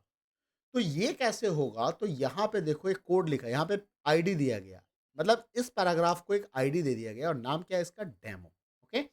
अब इस आईडी के थ्रू मैं यहाँ पे लिख सकता हूँ, कैसे लिखूंगा, स्क्रिप्ट के अंदर आइए, यहाँ पे लिखा गया document dot get element by ID demo, यही चीज है जो डेमो यहाँ पे, dot inner HTML, dot inner HTML मतलब उसके अंदर जाना है, equal to destination India, script बंद। अब देखो यहाँ पे क्या आ गया, डेस्टिनेशन इंडिया आ गया, क्या आ गया, डेस्टिनेशन इंडिया आ गया। तो इसको डायनामिक भी बनाया जा सकता है। तो देखिए जरा सा इसके एग्जांपल्स को देखता हूँ, एक नया एग्जांपल लेता हूँ मैं, है ना, new demo inner HTML dot HTML, ठीक है। अब यहाँ पे मैंने लिखा एचटीएमएल फर्स्ट, ठीक है, फिर मैंने यहाँ पे लिख दिया हेड, ठीक है, फिर मैंने यहाँ पे लिखा हेड के अंदर में टाइटल, टाइटल, और टाइटल में लिख दिया इनर एचटीएमएल, ओके। अब इसके अंदर में और करेंगे काम, बहुत सारा काम करना है। फिर आ जाता हूँ मैं बॉडी, बॉडी, और बॉडी के अंदर में मैंने एक पैराग्राफ लिखा, पैराग्राफ, ठीक है, लिखा डेमो ऑफ इनर एचटीएमएल, ठीक है। और यहाँ पे मैंने लिखा H1, ठीक, यहाँ पे लिखा आईडी, आईडी इक्वल टू मैंने लिख दिया डेमो, ओके। मैं कहीं मैंने यहाँ पे लगाया स्क्रिप्ट स्क्रिप्ट स्क्रिप्ट स्क्रिप्ट के अंदर में लिखा क्या क्या लिखना था हमें, document dot get element by ID, ठीक है। यहाँ पे दे दिया demo dot inner HTML equal to, मैं लिख दिया अंजीब सिंह, क्या लिख दिया अंजीब सिंह, ठीक है। अब यहाँ पे मैंने अंजीब सिंह नहीं लिखा हुआ है, लेकिन आउटपुट में देखना है H1 के अंदर में अंजीब सिंह लिखा हुआ है। रन कराता हूँ, सेव करता हूँ, राइट क्लिक करता हूँ, ओपन इन डिफॉल्ट वाली, देखो आ गया अंजीब सिंह यहाँ पे। अब मैं यही चीज़ चाहता हूँ कि यूज़र जब इनपुट करे तो उसका नाम लिखा हुआ है। देखो इसको कैसे प्रोग्रामिंग में कन्वर्ट करते हैं, यहीं पे चाहता हूँ, है ना। माई नेम इज़, और मैं चाहता हूँ यहाँ पे मेरा नाम लिखा हुआ है, तो कैसे आएगा। अब देखो यहाँ पे मैं लिखता हूँ where name equal to prompt enter your name, enter your name, ठीक है, लिख दिया यहाँ पे। अब आप जो नाम डालोगे नाम यहाँ पे आएगा, और यहाँ पे मैं लिख देता हूँ नेम, क्या लिख देता हूँ नेम, क्या लिख दिया नेम सेमीकोलन, क्या लिख दिया नेम सेमीकोलन, ओके। मैं एक बार कंट्रोल जेड कर दूँ क्या, हाँ, मैं इसको इस वाली लाइन को कमेंट बना देता हूँ, इसको कॉपी कर लेता हूँ कंट्रोल सी, और अब मैं यहाँ पे कमेंट इसलिए बना दिया कि वो डिलीट नहीं होगा, रहेगा रिकॉर्ड में रहेगा, ठीक है। और अब मैं यहाँ पे लिख देता हूँ नेम, क्या लिख दिया name, control S, now run this, now run this, control S हो गया है, तो right click and alt B, और अब चेक करते हैं। यहाँ पे इसने बोला नाम डालने के लिए, मैंने बोला अमृत, मैंने डाला अमृत, चलो मैं डालता हूँ विकास, क्या डाला नाम विकास, ओके देखो my name is Vikas, getting my point. इस तरह से आप आउटपुट को डायनामिक कर पाए, ये डायनामिक्सिटी है, इसी को डायनामिक कहते हैं कि जो आपने इनपुट दिया उसके हिसाब से आपका आउटपुट हो गया। ये प्रोग्राम में कुछ भी नहीं लिखा हुआ है H1 की जगह पे, लेकिन H1 की वैल्यू यहाँ से डिसाइड हो रही है, आपने जो वैल्यू डाला वो वैल्यू वहाँ पे जा रहा है, ये HTML, ये है जावास्क्रिप्ट, ओके। तो एक दूसरा एग्जाम्पल भी देख सकते हो, इसमें दिया हुआ examples, function my function, functions के थ्रू हम इस काम को कर सकते हैं कि हमने एक बटन लगाया, बटन पे जब आप क्लिक करोगे तो आपको एक मैसेज आ जाएगा, जब आप बटन पे क्लिक करोगे तो आपसे नाम पूछेगा, और जब आप उस पर करोगे तो आपके सामने एक मैसेज आ जाएगा, रिजल्ट आ जाएगा, सम आ सकता है ना। तो इस तरह से आप कुछ भी वैल्यू यहाँ पे दिखा सकते हो, इस तरह से आप कुछ भी वैल्यू दिखा सकते हो, ठीक है। तो आओ जरा सा ये वाला एग्जाम्पल को भी चेक कर लेते हैं, एग्जाम्पल 2 को भी चेक कर लेते हैं। इसके अंदर में क्या क्या है, एक आपको हेड है, स्क्रिप्ट है, स्क्रिप्ट के अंदर में एक फंक्शन लिखा गया है, document dot get element by I D inner hello world script head.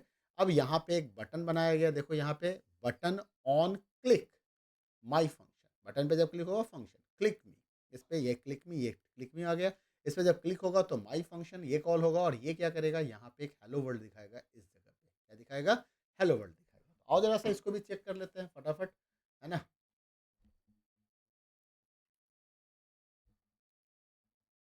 चलो लेट्स चेक। तो एक नया एग्जाम्पल लेना पड़ेगा, या इसी को मैं क्या करता हूँ, इस पूरे को कमेंट बना देता हूँ यहाँ से यहाँ तक को, है ना, ये पूरा उठा के यहाँ से इस पूरे को कमेंट, हम HTML में भी कमेंट बनाते हैं, पता है ना आपको कैसे बनाते हैं। चलो मैं नया ही ले लेता हूँ, हटाओ ना, क्या करना है, इनर HTML डॉट HTML, इसको 2 कर देता हूँ, इनर HTML डॉट HTML 2, यहाँ पे लिख दो HTML, फिर लिख दो हेड,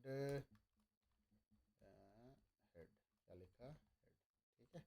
हेड के अंदर में मैंने लिखा स्क्रिप्ट, स्क्रिप्ट स्क्रिप्ट के अंदर मैंने लिखा फंक्शन माई फंक्शन, ठीक है। और यहाँ पे लिखा document dot get element by ID, ID दे दिया डेमो, और यहाँ पे लिख दिया dot inner HTML, inner HTML equal to Anjib Singh, ठीक है, हो गया।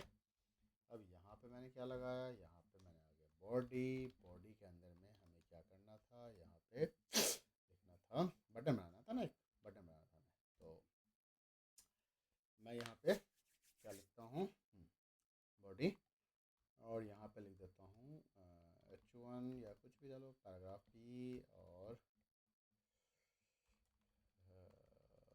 Now show my name by clicking on button, ठीक है। यहाँ पे लिखा बटन, ओके।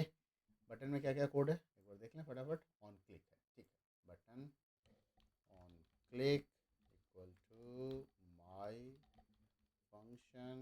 माई फंक्शन, फंक्शन का नाम देख लीजिएगा, यहाँ पे एफ कैपिटल है तो मुझे यहाँ भी एफ को कैपिटल लिखना चाहिए। ठीक है, माई फंक्शन। ओके, माई फंक्शन। ओके, और यहाँ पे लिख दिया क्लिक मी, क्लिक मी। ओके, और यहाँ पे h1 id, चलो पैराग्राफ दे देते हैं, नहीं h1 मुझे अच्छा लग रहा है, h1 id equal to demo, और इसको बंद कर दिया। ठीक है, रन कराते हैं। आ गया क्लिक में, देखो डन, फाइन। रिफ्रेश कर दो, फिर से क्लिक करो, फाइन। तो नाउ यू अंडरस्टैंड दिस। अब जरा सा ये देखो कि आप अगर टेक्स्ट बॉक्स में नाम इनपुट करते हो तो वही वाला नाम आपको दिखाई देगा। अब यहाँ पे क्या क्या किया गया जरा ध्यान से देखते हैं। बॉडी के अंदर में इसने क्या किया, एक नेम इनपुट टाइप ले लिया, इनपुट टाइप में टेक्स्ट ले लिया, आईडी दे दिया माई टेक्स्ट, वैल्यू दे दिया एंटर योर फुल नेम यहाँ पे। अब आप जब button on click my function करोगे, एंटर हेयर, तो ये क्या करेगा, माई फंक्शन को कॉल किया है ना, एंटर हेयर, एंटर हेयर पे जैसे ही आप क्लिक करोगे तो उसके बाद क्या होगा, document gate element value alert, alert message इसने दिखा दिया, वेलकम टू दिस पेज। आपका नाम वहाँ से उठाया, नेम उठाया, और उसने क्या दिखा दिया, अलर्ट। अब यहाँ पे क्या है, नेम कहाँ से उसने लिया, तो गेट एलिमेंट माई टेक्स्ट। अब यहाँ पे देखो माई डॉट वैल्यू, वहाँ पे क्या था, वहाँ पे हमने इनर एस्टिमल यूज किया था, मतलब हम उसमें कुछ लिखना चाह रहे थे। बट यहाँ पे हम क्या कर रहे हैं, हम वैल्यू फेच करना चाह रहे हैं, हम उसकी वैल्यू ले रहे हैं। तो how the string and variables along the space are concatenated with the plus sign. चलो ठीक है, ये तो अलर्ट मैसेज। और दिखाते हैं जरा सा, ये भी कोडिंग करके दिखाते हैं कि हमारा टेक्स्ट बॉक्स होगा, उसमें हम कुछ लिखेंगे और वहाँ से हमें ये चीज़ देखने को मिल जाएगा। ठीक है, तो इसका नाम दे देता हूँ इनर HTML3.html। ओके, और अब यहाँ पे मैंने लिखा हेड HTML, और यहाँ पे मैंने लिखा हेड। ठीक है, यहाँ पे टाइटल रहने दो, मुझे इसकी जरूरत नहीं, मैं सीधा बॉडी में आ जाता हूँ, मुझे सीधा बॉडी चाहिए। आपको एक चीज़ बताओ, मैं जो ये यूज कर रहा हूँ ना, इसमें आसान सा भी तरीका है कि पूरा लाने का। साइन ऑफ सिलेक्शन के साथ मैं जैसे ही एंटर दबाऊंगा ना, ये अपने आप नहीं, ये देखो सारा आ जाता है इसके अंदर। तो ये भी चीज़ हो सकता है, चलो ठीक है, मतलब सिर्फ साइन ऑफ सिलेक्शन दबा के आप एंटर दबा दो, अपने आप आ जाएगा। तो ये इसका एक स्मार्टनेस है, कुछ फ़ायदा इससे हमें भी नहीं है। तो मैंने यहाँ पे क्या करना था, मुझे यहाँ पे लिखना था, क्या कोड लिखना था, मुझे यहाँ पे इनपुट टाइप करना, मतलब बटन और एक टेक्स्ट बॉक्स चाहिए। ठीक है, बटन और एक टेक्स्ट बॉक्स चाहिए। तो मैंने लिखा यहाँ पे नेम, और यहाँ पे लिखा इनपुट नेम, यहाँ पे लिखा इनपुट टैग यूज किया, input type equal to text. ठीक है, इसको एक आईडी दे दिया, आईडी में लिख दिया यहाँ पे माई टेक्स्ट। ठीक है, यहाँ पे वैल्यू दे दिया, वैल्यू वो होता है जो आप वहाँ दिखाना चाहते हो। जैसे मैं भी एक खाली दे रहा हूँ तो वो बॉक्स खाली दिखेगा मुझे, वो बॉक्स मुझे खाली दिखेगा। यहाँ पे मैंने लिख दिया बटन। ठीक है, बटन में मैंने लिख दिया यहाँ पे ऑन क्लिक। ठीक है, ऑन क्लिक पे लिख दिया माई फंक्शन, माई फंक्शन। ठीक है, और यहाँ पे लिख दिया क्लिक मी, क्लिक मी। ठीक है, और अब क्या दिखाना था मुझे, अलर्ट मैसेज दिखाना था, वो स्क्रिप्ट में आएगा। तो मैंने यहाँ पे लिखा है स्क्रिप्ट, स्क्रिप्ट के अंदर में हमने लगाया एक function my function. My function के अंदर में हमने यहाँ पे दे दिया एक, हमें सबसे पहले वेरिएबल चाहिए, var, var name equal to get document dot get element by ID. ID के अंदर में हमने लिखा माई टेक्स्ट डॉट वैल्यू। ठीक है, लिख दिया। और अब मैं यहाँ पे क्या करूँगा, यहाँ पे मैं लिखूँगा अलर्ट मैसेज दिखाना था, अलर्ट, अलर्ट के अंदर में लिखा hello plus name plus welcome to my channel. Okay, semicolon. चलो सेव कर दें इसको, रन कराते हैं, देखते हैं क्या होता है। फाइन, अब इसने मुझे बोला नाम डालो यहाँ पे। अब ये नीचे क्यों नहीं आ रहा है, ये नीचे इसलिए नहीं आ रहा है क्योंकि हमने इसको वो नहीं किया, क्या नहीं किया, बी आर नहीं लगाया। तो देखो अभी बी आर लगा दूंगा तो ये नीचे भी आ जाएगा। यहाँ पे कहाँ पे बी आर लगाना था मुझे, यहाँ पे बी आर लगाना था, यहाँ पे बी आर लगाना था। ठीक है, इससे ये नीचे आ जाता है। चलो रन कराते हैं एक बार फिर से। अब आ गया यहाँ पे देखो बी आर, इसमें मतलब ये गैप नहीं सही दिख रहा है तो मल्टीपल बी आर लगा दो यार, मतलब वो गैप सही नहीं आ रहा तो एक से ज़्यादा बी आर लगा देंगे। चलो रन कराओ, फटाफट फटाफट फटाफट रन कराओ। अभी काफ़ी लंबा वीडियो, आप बने रहो, अभी आपको काफ़ी कुछ सीखना है इसके अंदर में। अब मैंने यहाँ पे नाम डाला, नाम में मैंने लिखा यहाँ पे अंजीर सिंह, क्लिक मी, काम नहीं किया। ओहो, वेरी गुड। क्यों नहीं काम किया? मैंने क्या मिस्टेक किया होगा? Button on click on my function, click me button, ठीक है। माई टेक्स्ट स्क्रिप्ट माई फंक्शंस, ठीक है, कहीं कोई प्रॉब्लम नहीं है। तो यहाँ पे एक बार देख लेते हैं, यहाँ पे कुछ मिस्टेक तो नहीं है। Name, input type, text ID, my text value enter, ठीक है। बटन ऑन क्लिक, अच्छा, ठीक है। मिस्टेक यहीं से होता है। ऑन क्लिक में मैंने टाइपिंग मिस्टेक क्या कर दिया, सी को कैपिटल टाइप कर दिया, तो मैं इसको स्मॉल कर देता हूँ। अब रन कराता हूँ फिर से, और इस बार मैं फिर से अपना नाम डालता हूँ, अंजीर सिंह, ठीक है। रन कराओ, अभी भी नहीं आया। Still I have done some mistake, देख लेते हैं। Get element by ID my text dot, my text हो गया यहाँ पे, आईडी माई टेक्स्ट है, डॉट वैल्यू हो गया, var alert hello, function my function, script script script, body, input type text, value, हाँ ठीक है। बटन बंद नहीं किया क्या? बंद तो है बटन, ठीक है। ऑन क्लिक माई फंक्शन भी ठीक है, ये सिंगल कोट्स में बंद है, बंद है। Text script my function, function my function, function, अच्छा, फंक्शन का नाम गलत है, ये केस सेंसिटिव इसी को कहते हैं, यही है केस सेंसिटिविटी की वाली बात होगी। चलो वापस आते हैं, यहीं रिफ्रेश कर देता हूँ इसको, आ जाएगा ये। अंजीर सिंह, नाउ चेक इट, क्या हो रहा है? यस, आ गया। Hello Anjeer Singh, welcome to my channel. अब यहाँ पे हेलो अंजीर सिंह स्पेस नहीं है, स्पेस नहीं है, तो मैं इसके लिए क्या करूँगा, यहाँ पे एक स्पेस डाल दूंगा, और यहाँ भी एक स्पेस डाल दूंगा, तो अभी मेरा काम सही हो जाएगा। नाउ रन कराते हैं, रिफ्रेश कर देता हूँ उसी विंडो को, रिफ्रेश किया, खाली हो गया, यहाँ पे लिख दिया Vikas, okay. Hello Vikas, welcome to my channel, okay fine. तो यहाँ तक आप समझ गए होंगे, चलिए। तो इस तरह से आप इसको, अब हम बात करेंगे डेटा टाइप्स के बारे में कि डेटा टाइप्स क्या होते हैं। और 4.5 पे आ चुका हूँ, काफ़ी अभी बस कुछ ही पार्ट रह रहा है। तो डेटा टाइप्स का मतलब हो गया, डेटा टाइप्स जो होता है वो डिफाइन करता है टाइप्स ऑफ डेटा के बारे में कि किस तरह के डेटा वेरिएबल के अंदर स्टोर हो रहा है। A variable can store what type of data, that is defined by the data type. JavaScript supports different data types, कई तरह के डेटा टाइप्स होते हैं। जैसे इसमें दो इंपॉर्टेंट डेटा टाइप्स हैं, एक हमारा होता है प्रिमिटिव और एक होता है हमारा non primitive. Primitive data types हम उसे कहते हैं जो बाय डिफ़ॉल्ट जावा ने प्रोवाइड कर रखा है, मतलब बाय डिफ़ॉल्ट अवेलेबल है लैंग्वेज के through. Non primitive data types हम उसे कहते हैं जिसके लिए हम क्रिएट करते हैं, यूज़र डिफाइंड होता है, जो हम अपनी तरफ से क्रिएट कर देते हैं। तो जो प्रिमिटिव डाटा टाइप्स होते हैं वो होते हैं string, number, boolean, undefined and null. ये हमारा क्या है, प्रिमिटिव डाटा टाइप्स। लेकिन नॉन प्रिमिटिव डाटा टाइप्स हमारे पास है ऑब्जेक्ट, एरे एंड फंक्शंस। ये हमारे क्या होंगे, नॉन प्रिमिटिव डाटा टाइप्स होते हैं। तो चलिए सबसे पहले प्रिमिटिव डाटा टाइप्स में हम नंबर्स की बात कर लेते हैं कि नंबर्स हमारे पास कितने सारे होते हैं। Number data type can be integer, floating point, value and exponential numbers, NaN और इन्फिनिटी। मतलब कितने तरह के हो गए हैं, 1 2 3 4 5। There are 5 types of the numbers in a primitive data types: integer, floating point, exponential, NaN and infinity. तो ये जो नंबर लिखा हुआ है, this is the integer value, this is the integer value, this is the floating point. How you are going to differentiate? तो floating point के पास point होता है जबकि इंटीजर में पॉइंट नहीं होता है। जब आप एक्सपोनेंशियल की बात करोगे तो आप ई के फॉर्मेट में लिखोगे। It's can B evaluate like this: 10 multiply, ये जो लिखा जाएगा 10 ई टू 4, इसका मतलब हो गया 10 मल्टीप्लाई 10 to the power 4, क्योंकि ई की जो वैल्यू होती है वो 10 होती है, और ई के ठीक बाद जो डिजिट लिखा जाता है वो पावर के फॉर्म में होता है। तो it is just like 10 multiply 10,000, मतलब 4 जीरो डाल दिए 1 के बाद, ये इसके बराबर हो जाएगा। There are two special numeric values in this, one is called NaN and another is called infinity. दो स्पेशल न्यूमेरिक वैल्यूज ही हैं। डिवाइडेड, जब किसी नंबर को जीरो से डिवाइड किया जाता है तो वो एक ऐसा value, it will result value as a infinity. वो क्या रिटर्न करेगा, इन्फिनिटी। जैसे 5 डिवाइडेड बाई 0 क्या रिटर्न कर रहा है, इन्फिनिटी।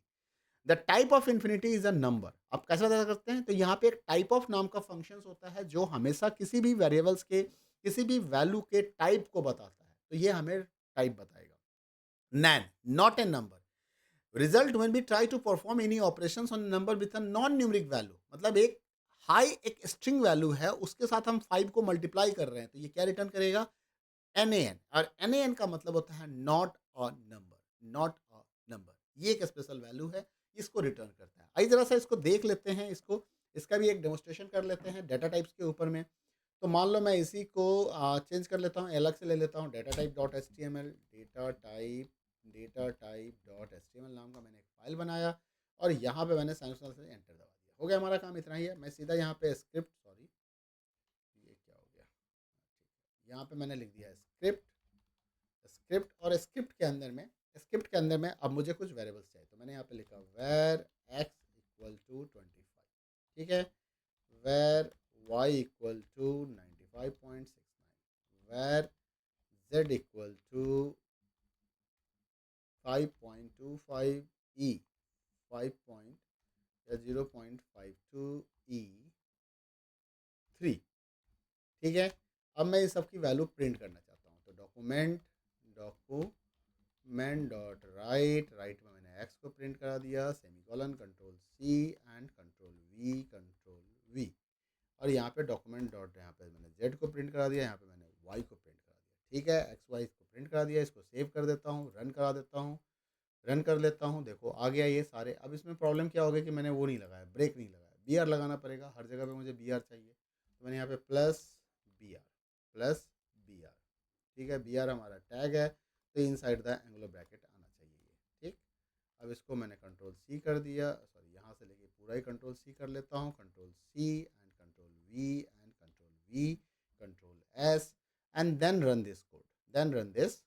अब इसको रन कराते हैं, तो देखो अलग अलग वैल्यू आ गए। अब अगर मुझे ये पता करना है कि इसका डेटा टाइप क्या है, तो मैंने यहाँ पे लिख दिया एक्स और मैसेज लिख देता हूँ is plus type of x, ठीक है, प्लस, ठीक है। अब ये सारा मैसेज मुझे आ जाएगा यहाँ पे, तो मैं यहाँ पे ले लेता हूँ इस प्लस के साथ यहाँ तक, ठीक है, कंट्रोल सी, यहाँ पे पेस्ट, यहाँ पे भी पेस्ट, और यहाँ पे एक्स की जगह पे मैंने लिख दिया जेड, यहाँ पे लिख दिया वाई, कंट्रोल एस, और इसको रन करा देता हूँ, ठीक है। तो देखो 25 इज़ अ नंबर, तो सारे न्यूमरिक डाटा टाइप हैं, सारे क्या हैं हमारे न्यूमरिक डाटा टाइप ही हैं। इसमें अगर आप कुछ और जैसे जीरो से डिवाइड करके देख लेते हैं, वेर टी इक्वल टू 5/0, है ना। और अब मैं इसको प्रिंट करना चाहता हूँ, ठीक है। एक स्पेस स्पेस थोड़ा सा मैनेज कर लेते हैं, यहाँ पे यहाँ भी स्पेस दे देते हैं, यहाँ भी स्पेस दे देते हैं, यहाँ भी स्पेस दे देते हैं, यहाँ भी स्पेस दे देते हैं, और इसको मैं कॉपी कर लेता हूँ, ठीक है, कंट्रोल सी, और यहाँ पे वी कर दिया। अब मैं यहाँ पे देखना चाहता हूँ टी को, कि टी क्या है, what is T, what is T, और टी की वैल्यू क्या है, दोनों ही देखना है मुझे। एक मैं वो भी लिख लेता हूँ, टी के साथ साथ मैं ये भी और कॉपी कर लेता हूँ, वो स्ट्रिंग के साथ मल्टीप्लाई करके नॉट ए नंबर भी आ जाएगा मेरे पास, ठीक है, वो भी काम हो जाएगा हमारा। तो मान लो यहाँ पे टी के जगह पे मैंने पी लिख दिया, पी में लिख दिया हेलो मल्टीप्लाई 5, ठीक है। और अब मैं यहाँ पे पी को भी चेक करना चाहता हूँ कि पी की वैल्यू क्या है, what is the value of P और टाइप ऑफ पी, सबको एक साथ देख लेते हैं, फटाफट ये काम हो जाएगा हमारा। और अब इसको मैं रन करा देता हूँ, तो देखो चेक करो यहाँ पे 25 is a number, number infinity क्या आ गया यहाँ पे, infinity is a number, N A is a number. Clear है यहाँ तक? जूम कर देता हूँ, देख लो, दिख रहा है आपको? Fine, fantastic, very good. अब आते हैं, बात करते हैं string data type. String data type क्या होता है? String data type in a JavaScript can be any groups of characters enclosed bye a single और डबल कोट्स और बैकटिक्स। बैकटिक्स, सिंगल और डबल कोट्स में लिखे गए कोई भी सेट ऑफ कैरेक्टर्स अगर लिखे जाते हैं उसके अंदर में, तो वो हमारा स्ट्रिंग डेटा टाइप कहलाता है। जैसा कि आप देख सकते हो, ये आपका डबल कोट्स में लिखा हुआ स्ट्रिंग है, ये आपका सिंगल कोट में लिखा हुआ स्ट्रिंग है, और ये आपका बैकटिक्स में लिखा हुआ स्ट्रिंग है। ये बैकटिक्स जो है वो आपको एस्केप के नीचे मिल जाता है, टैब की के ठीक ऊपर मिल जाएगा, जिसको बैकटिक्स कहते हैं, ओके। बुलियन क्या है? Boolean data type has only two values, true and false. अभी आपको बताया था जब कंफर्म डायलॉग बॉक्स की हम बात कर रहे थे, तो वो जो वैल्यू रिटर्न कर रहा था वो बुलियन वैल्यू ही था। क्यों? क्योंकि उसकी वैल्यू जब आप ओके पे क्लिक करते थे ट्रू होता था, कैंसिल पे करते थे फॉल्स होता था। तो that is the true and false value. It is mostly use to check the logical condition. जब कभी कोई कंडीशन चेक करना होता है तो हम बुलियन डाटा टाइप को यूज करते हैं। So booleans are the logical data types which can be use for comparison of two variables और चेक कंडीशंस और to check a condition. The true and false imply a yes और yes, मतलब true and false, true का मतलब हो गया yes and false का मतलब हो गया no. When we check the data type of true and false using type operator, it returns a boolean value. Type of true boolean, type of false boolean. Okay. अब जैसे मान लो आपने यहाँ पे लिखा कि ए की वैल्यू 5 और बी की वैल्यू 6 है, बट आप कंपेयर कर रहे हो A double equal to B, तो ये double equal to is the equal to operator and single equal to is the assignment operator. दो ऑपरेटर होते हैं, अभी आगे डिस्कस करेंगे हम ऑपरेटर के बारे में। Assignment which is use to assign a value to the variable, जो लेफ्ट में है जो राइट में है वो लेफ्ट वाले को मिल जाएगा, असाइनमेंट का काम है। और इक्वल टू किसको कहते हैं? Double equal to. It is use for the comparing two values of two variables, it is going to be compare with the help of double equal to. तो क्योंकि ए की वैल्यू 5 और बी की 6 है तो ये क्या रिटर्न करेगा? False. Undefined, there is another data type that is known as the undefined. ये आपको हमने प्रॉम्प्ट वाले में बताया था कि अगर आप कोई भी वैल्यू नहीं डालते हैं तो वो अनडिफाइंड नहीं, सॉरी, वेरिएबल अगर विदाउट असाइनिंग अ वैल्यू आप क्रिएट करते हैं तो उसकी बाय डिफॉल्ट वैल्यू अनडिफाइंड होती है। तो undefined data type means variable that is not defined, मतलब variable that is not defined. The variable is declared but does not contain any value. आपने उसे डिक्लेयर तो कर दिया लेकिन उसको कोई वैल्यू नहीं दिया, तो उसे क्या कहा जाएगा? अनडिफाइंड कहा जाएगा। The variable A has been declare but is not be assigned. जैसे ए को आपने डिक्लेयर किया लेकिन आपने उसको कुछ वैल्यू नहीं दिया, तो ये क्या रिटर्न करेगा? ये अनडिफाइंड देगा। क्या रिटर्न करेगा? अनडिफाइंड देगा। ठीक है। उसके बाद होता है नल डेटा टाइप। क्या होता है हमारा? Null data type. तो नल का क्या है? Null in a JavaScript is a data type that is represented by the only one value, जो कोई एक वैल्यू को रिप्रेजेंट करता है। नल इटसेल्फ, उस पे क्या आएगा? Null itself. और null value means no value, null value means no value. Variable A equal to null, तो आपने नल दे दिया, तो जब आपने इसको प्रिंट कराया तो ये क्या रिटर्न कर रहा है? नल रिटर्न कर रहा है। टाइप ऑफ एज चेक करोगे तो ये कुछ नहीं बताएगा। चलो इसको चेक कर लेते हैं जरा सा, एक अनडिफाइंड और ये भी देख लेते हैं। तो मान लो मैंने यहाँ पे स्ट्रिंग तो बताई जो होती है मैंने लिखा यहाँ पे वैर ए इक्वल, ठीक है, सेमीकोलन, और यहाँ पे लिख दिया डॉक्यूमेंट। इसी को कॉपी कर लेता हूँ, कंट्रोल सी, और यहाँ पे वी, ठीक है। और पी के जगह पे मैंने क्या लिख दिया? ए लिख दिया। क्या लिख दिया? ए। और यहाँ पे टाइप ऑफ को भी मैंने ए लिख दिया। ओके। फिर मैंने एक अनडिफाइंड बनाना था, एक हमें नल वैल्यू देना था, तो मैंने लिख दिया वैर बी इक्वल टू नल। ठीक। और मैं इसको कॉपी कर लेता हूँ। चेक कर रहा हूँ, सिर्फ हम डेटा चेक कर रहे हैं, अभी इसमें कुछ ज़्यादा हम कंपेरिजन नहीं करें, ये याद रखने की चीज़ है। एक आपको अलर्ट में भी शायद कन्फर्म्ड मैंने बताया था कि अनडिफाइंड वैल्यू भी रिटर्न होती है। अभी बताता हूँ कहाँ पे रिटर्न होगी, अगर याद नहीं है तो आप याद कीजिएगा। Null is object, undefined is undefined, NaN is a number. देखो अनडिफाइंड इज क्या आ रहा है? अनडिफाइंड आ रहा है, मतलब उसको हमने प्रिंट करने की कोशिश की तो इसने क्या प्रिंट किया? अनडिफाइंड। यहाँ पे बी के जगह पे क्या प्रिंट कर रहा है? नल। बी की जगह पे क्या प्रिंट कर रहा है? Because it is having no value. तो नल एक लीगल एम्प्टी वैल्यू माना जा सकता है, इसको कह सकते हैं।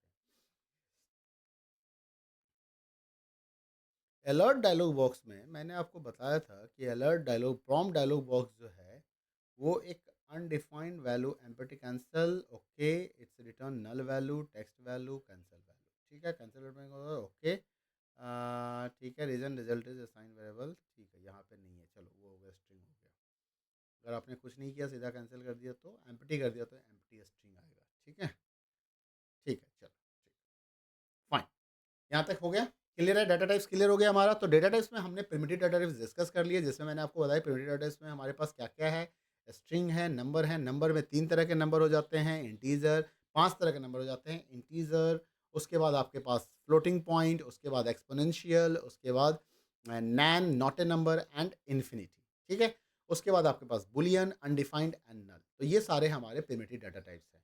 नॉन प्रिमिटिव डाटा टाइप्स वो होते हैं the data types which are complex in nature and which consist of more than one component, जिसके अंदर में एक से अधिक कंपोनेंट होंगे, जिसके अंदर एक से अधिक, ठीक है, जैसे कि objects, arrays, functions, these are the composite data type, और इसी को हम नॉन प्रिमिटिव डाटा टाइप्स भी कहते हैं। Object contains properties and methods, arrays contains a sequential of list of elements, and function contains a collection of statements.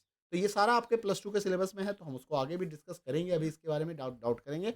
Next हम बात कर लेते हैं वेरिएबल्स के बारे में कि वेरिएबल क्या होता है, what is variable and how we are going to create the variable, और वेरिएबल के स्कोप्स क्या होते हैं। और उसके बाद हम बात कर लेंगे ऑपरेटर्स के बारे में कि ऑपरेटर्स क्या होता है और ऑपरेटर्स कितने तरह के होते हैं। तो यहाँ तक हम देखेंगे, और उसके बाद जो हमारा फ्लो ऑफ कंट्रोल का टॉपिक है वो मैं शायद अगली वीडियो में आपसे डिस्कस करूंगा, क्योंकि मुझे लगता है कि एक लंबा वीडियो होता जा रहा है, शायद ये काफ़ी लंबा हो जाएगा। इनबिल्ट फंक्शन, ये सारे टॉपिक हम अगली वीडियो में डिस्कस करेंगे। तो ऑपरेटर तक के टॉपिक मैं आज की वीडियो में डिस्कस करूंगा। बने रहिएगा वीडियो तक। वीडियो पसंद आ रहा है तो वीडियो को लाइक करें, चैनल सब्सक्राइब नहीं किया तो सब्सक्राइब करें, और अपने दोस्तों के साथ चैनल को शेयर करना बिल्कुल ना भूलें, ये निहायत ज़रूरी है इसको शेयर करना। Java variables are used to store data and can be change later on. मतलब वेरिएबल्स का काम क्या है कि डेटा को स्टोर करना। The variables can be thought of a name containers. मतलब ये एक तरीके का क्या है, एक नेम्ड कंटेनर्स है ये। नेम कंटेनर्स का मतलब हो गया कि एक ऐसा कंटेनर, एक ऐसा स्टोरेज जहाँ जिसको आपने एक नाम दे रखा है और आप इसके अंदर में वैल्यू डाल रहे हो, कंटेन करो। You can place the data in this containers and then it's can be refer by to the data simply by naming the container. उसके नाम के थ्रू हम उसको आइडेंटिफाई कर सकते हैं। JavaScript variables must have a unique name, क्योंकि आप एक प्रोग्राम के अंदर में एक ही पर्पस के लिए मल्टीपल वेरिएबल तो बनाते हैं, लेकिन सभी वेरिएबल का नाम आप एक नहीं रख सकते। And these variables are also known as the identifiers because it is going to the identify the component. There are some rules for the naming of the variable. Variable naming conventions होते हैं जो आपको याद होना चाहिए। JavaScript has some rules when we give the name to the variable. Following factor must be considered while naming the variable. First, case sensitive. जब अब case sensitive होता है तो वेरिएबल भी केस सेंसिटिव होगा। तो अगर मान लो एक वेरिएबल ए है और एक वेरिएबल ए है, ये both are the two different variables in a Java. जैसे यहाँ पे देखो नम वैल्यू, नम का एन कैपिटल हो गया, वी कैपिटल हो गया, ये सारा कैपिटल, तो this four are the four different variables. तो ऐसे केस में आपको ध्यान रखना है कि अगर आपने वेरिएबल का नाम या अल्फ़ाबेट का ध्यान नहीं रखा, तो वो प्रोग्राम काम नहीं करेगा। जैसा कि अभी आप देख सकते थे कि मैंने माय फंक्शन में एफ को कैपिटल लिखा और स्मॉल लिखा और ये काम नहीं कर रहा था। तो that is the case sensitive. Use valid characters. Valid characters क्या है कि variable can begin with underscore और लेटर ओनली, ये लाइन याद रखना है। All other characters are invalid to start the value. इसके अलावा आप कुछ भी यूज़ नहीं कर सकते हो। वेरिएबल मस्ट नॉट कंटेन, क्या नहीं रखता, ब्लैंक स्पेस नहीं होना चाहिए। अंडरस्कोर से स्टार्ट हो सकता है, अल्फ़ाबेट से स्टार्ट हो सकता है, इसके अलावा और किसी चीज़ से स्टार्ट नहीं हो सकता। डिजिट से रख सकते हैं लेकिन बीच में। Avoid using the keywords and reserve words. There are some set of words which is reserved by the JavaScript and that is used as a command in a program. JavaScript programming में उसको as a command use करते हैं। These words are known as the special word, these words are known as the reserved words. It's having the some specific meaning and used for the specific purpose only. So it cannot be used.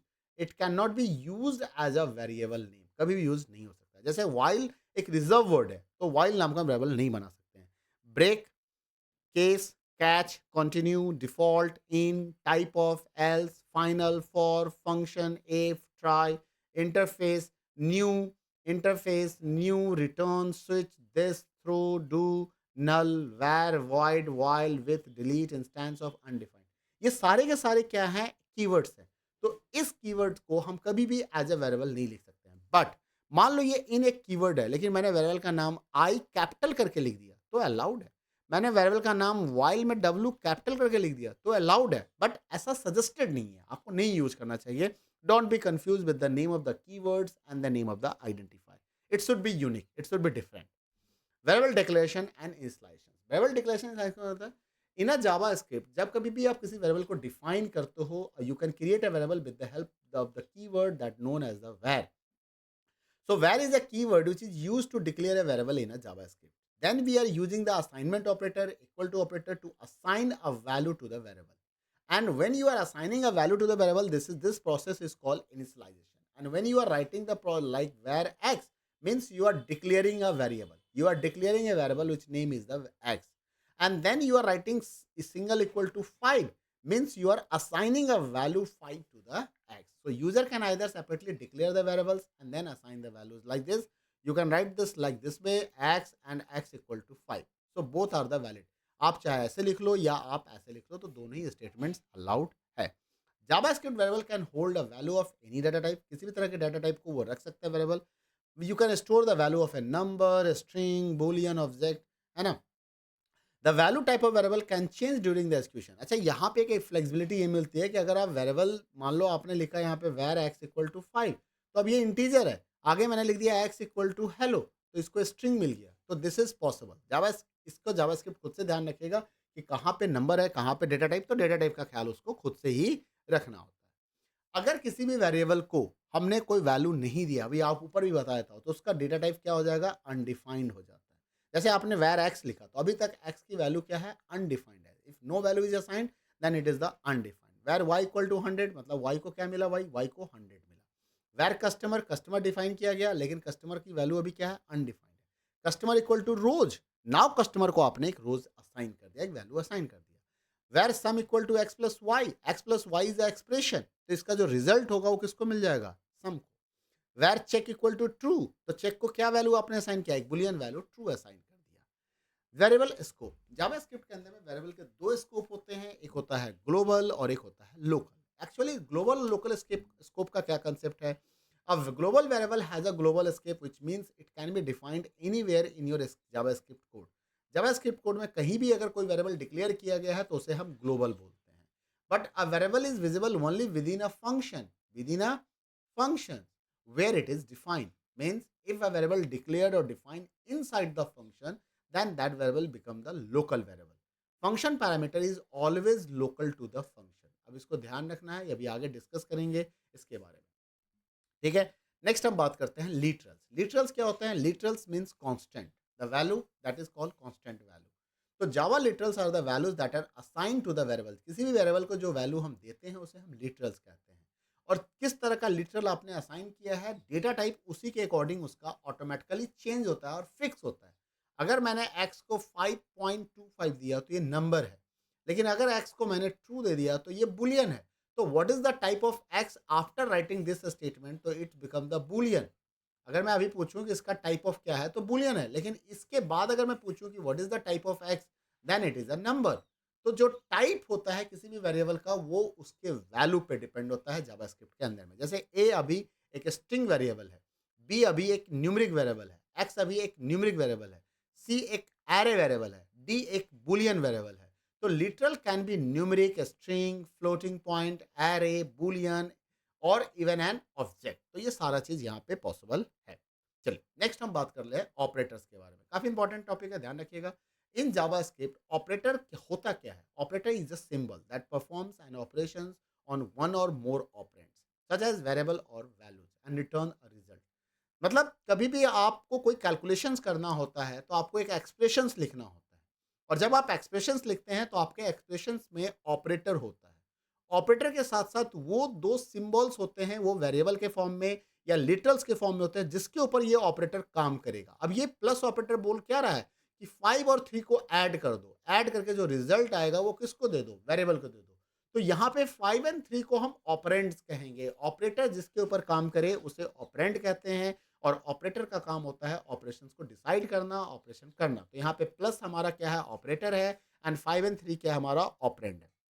There are different types of the operators are available in a JavaScript. Some are the arithmetic operators, comparison or relational operators, logical operators and assignment operators. अगर हम arithmetic operator की बात करें तो there are following arithmetic operator supported by the JavaScript, है ना?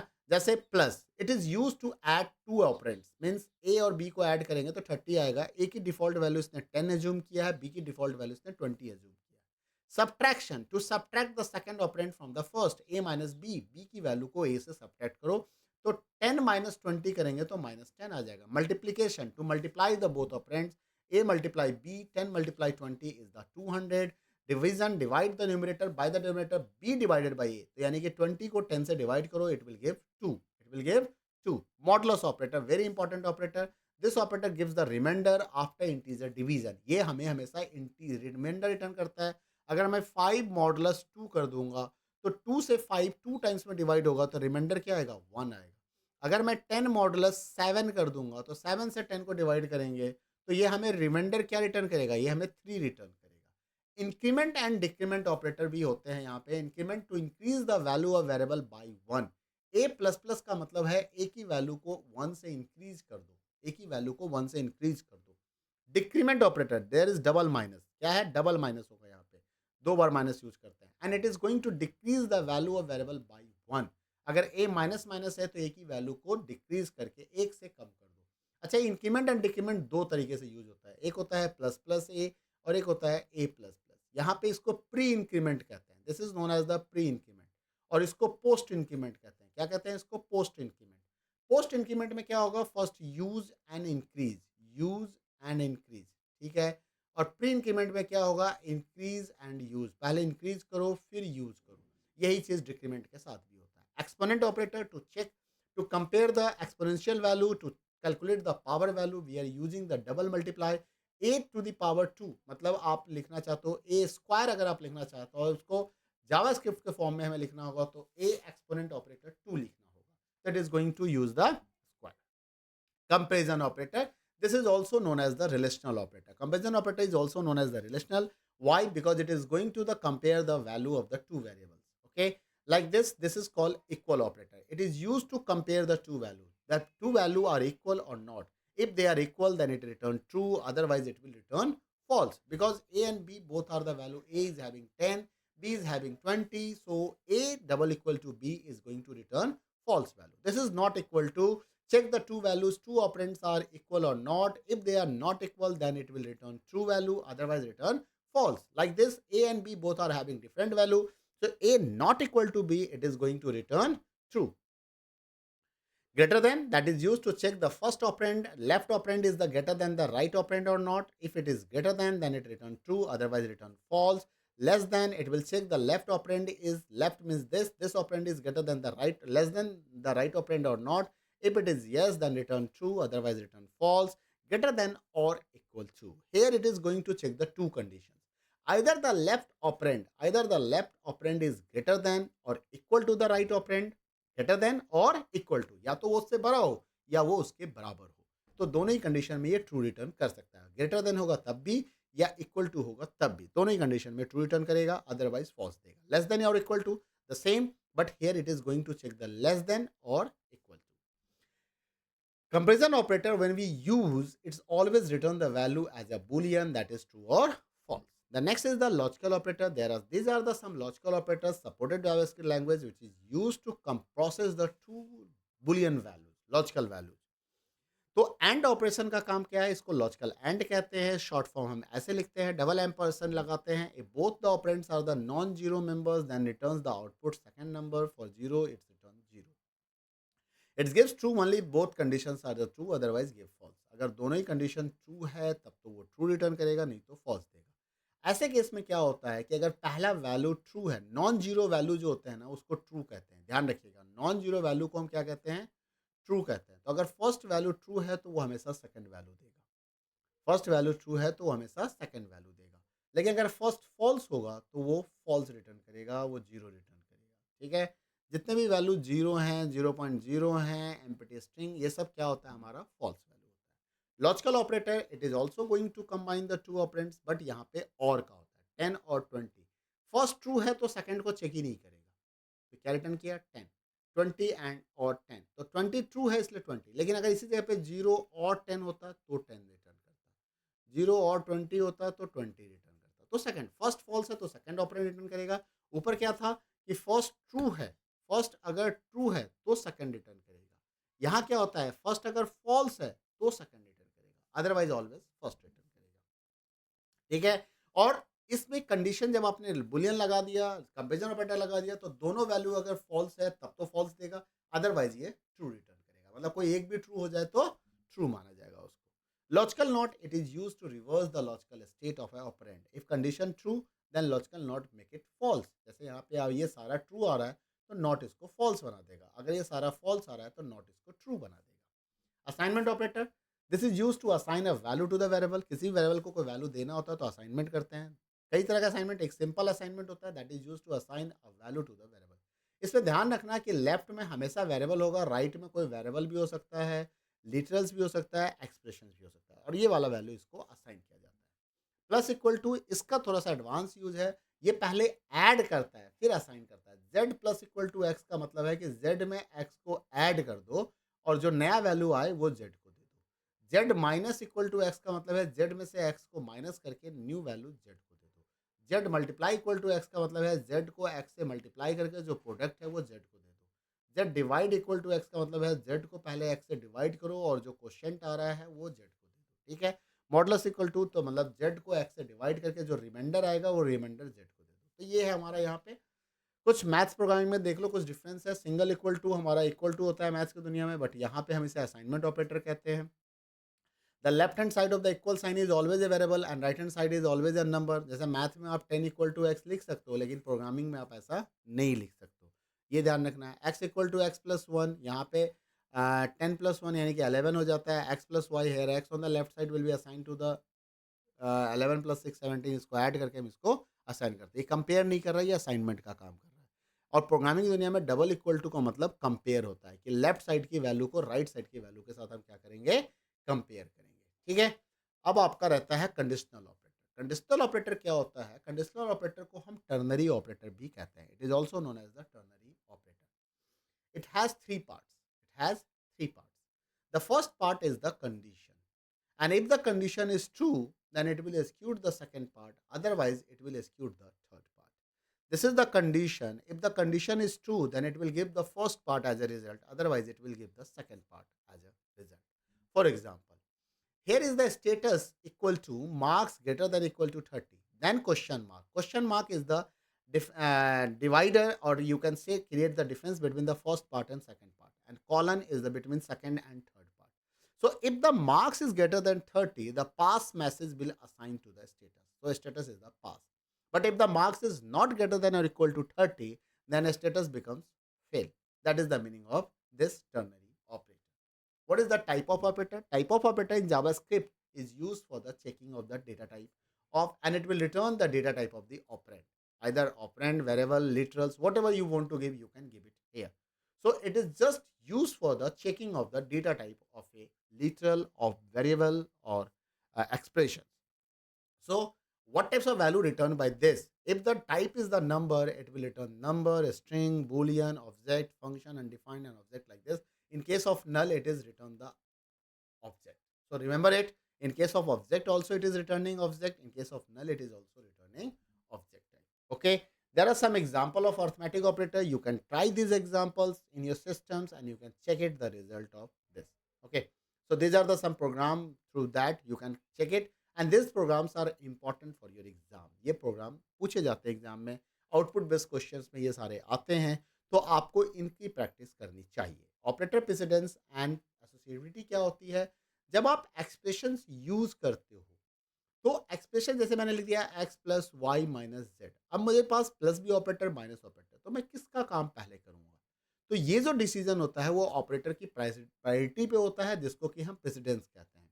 The precedence ensure the priority of operators to be executed when single expression contain multiple operators. तो जब हायर प्रायोरिटी वाले ऑपरेटर उसे मिल जाएगा, तो इंटरप्रेटर पहले हायर वाले को एग्जीक्यूट कराएगा, कंपाइलर पहले हायर वाले को कराएगा, फिर लोएस्ट प्रायोरिटी को करेगा। एसोसिएबिलिटी बताती है कि किस ऑर्डर में इवैल्यूएशन होगा, लेफ्ट टू राइट होगा या राइट टू लेफ्ट होगा, ये एसोसिएबिलिटी बताती है। जब कभी भी सेम प्रायोरिटी का ऑपरेटर होता है, when expressions has operator beside equal precedence, तो एसोसिएशन हमेशा लेफ्ट से राइट हो जाएगा। जैसे 6 + 3 × 10 डिवाइड 2, तो नॉर्मली बॉडमास कहता है कि डिवाइड पहले होना चाहिए, बट यहाँ पे पहले मल्टीप्लाई करेंगे फिर डिवाइड करेंगे। ठीक है? तो यहाँ पे देख लो ऑपरेटर क्या है, पैरेंथेसिस, इसका use priority of left to right है और ये फर्स्ट प्रायोरिटी पे है। Multi exponents right to left होता है, राइट टू लेफ्ट मतलब 2⁻³ है, तो 3 का पावर 2 नहीं, 2 का पावर 3 हो गया, तो ये राइट टू लेफ्ट हो गया, इसकी सेकंड प्रायोरिटी है। इंक्रीमेंट, डिक्रीमेंट एंड नॉट, इन सब सेम प्रायोरिटी पे है, थर्ड लेवल पे है। Divide, modulus, multiply and modulus same priority पे है, लेफ्ट टू राइट है। इंक्रीमेंट डिक्रीमेंट क्या होता है, right to left, right to left, right to left होता है। पहले राइट वाला इवैल्यूएट होगा, फिर लेफ्ट वाले पे काम होगा। Plus minus, addition, subtraction left to right होता है, फिफ्थ प्रायोरिटी पे है। ग्रेटर देन, लेस देन, जितने कंपैरिजन ऑपरेटर हैं वो सिक्स प्रायोरिटी पे है। इक्वल टू 7 पे होते हैं, नॉट इक्वल टू।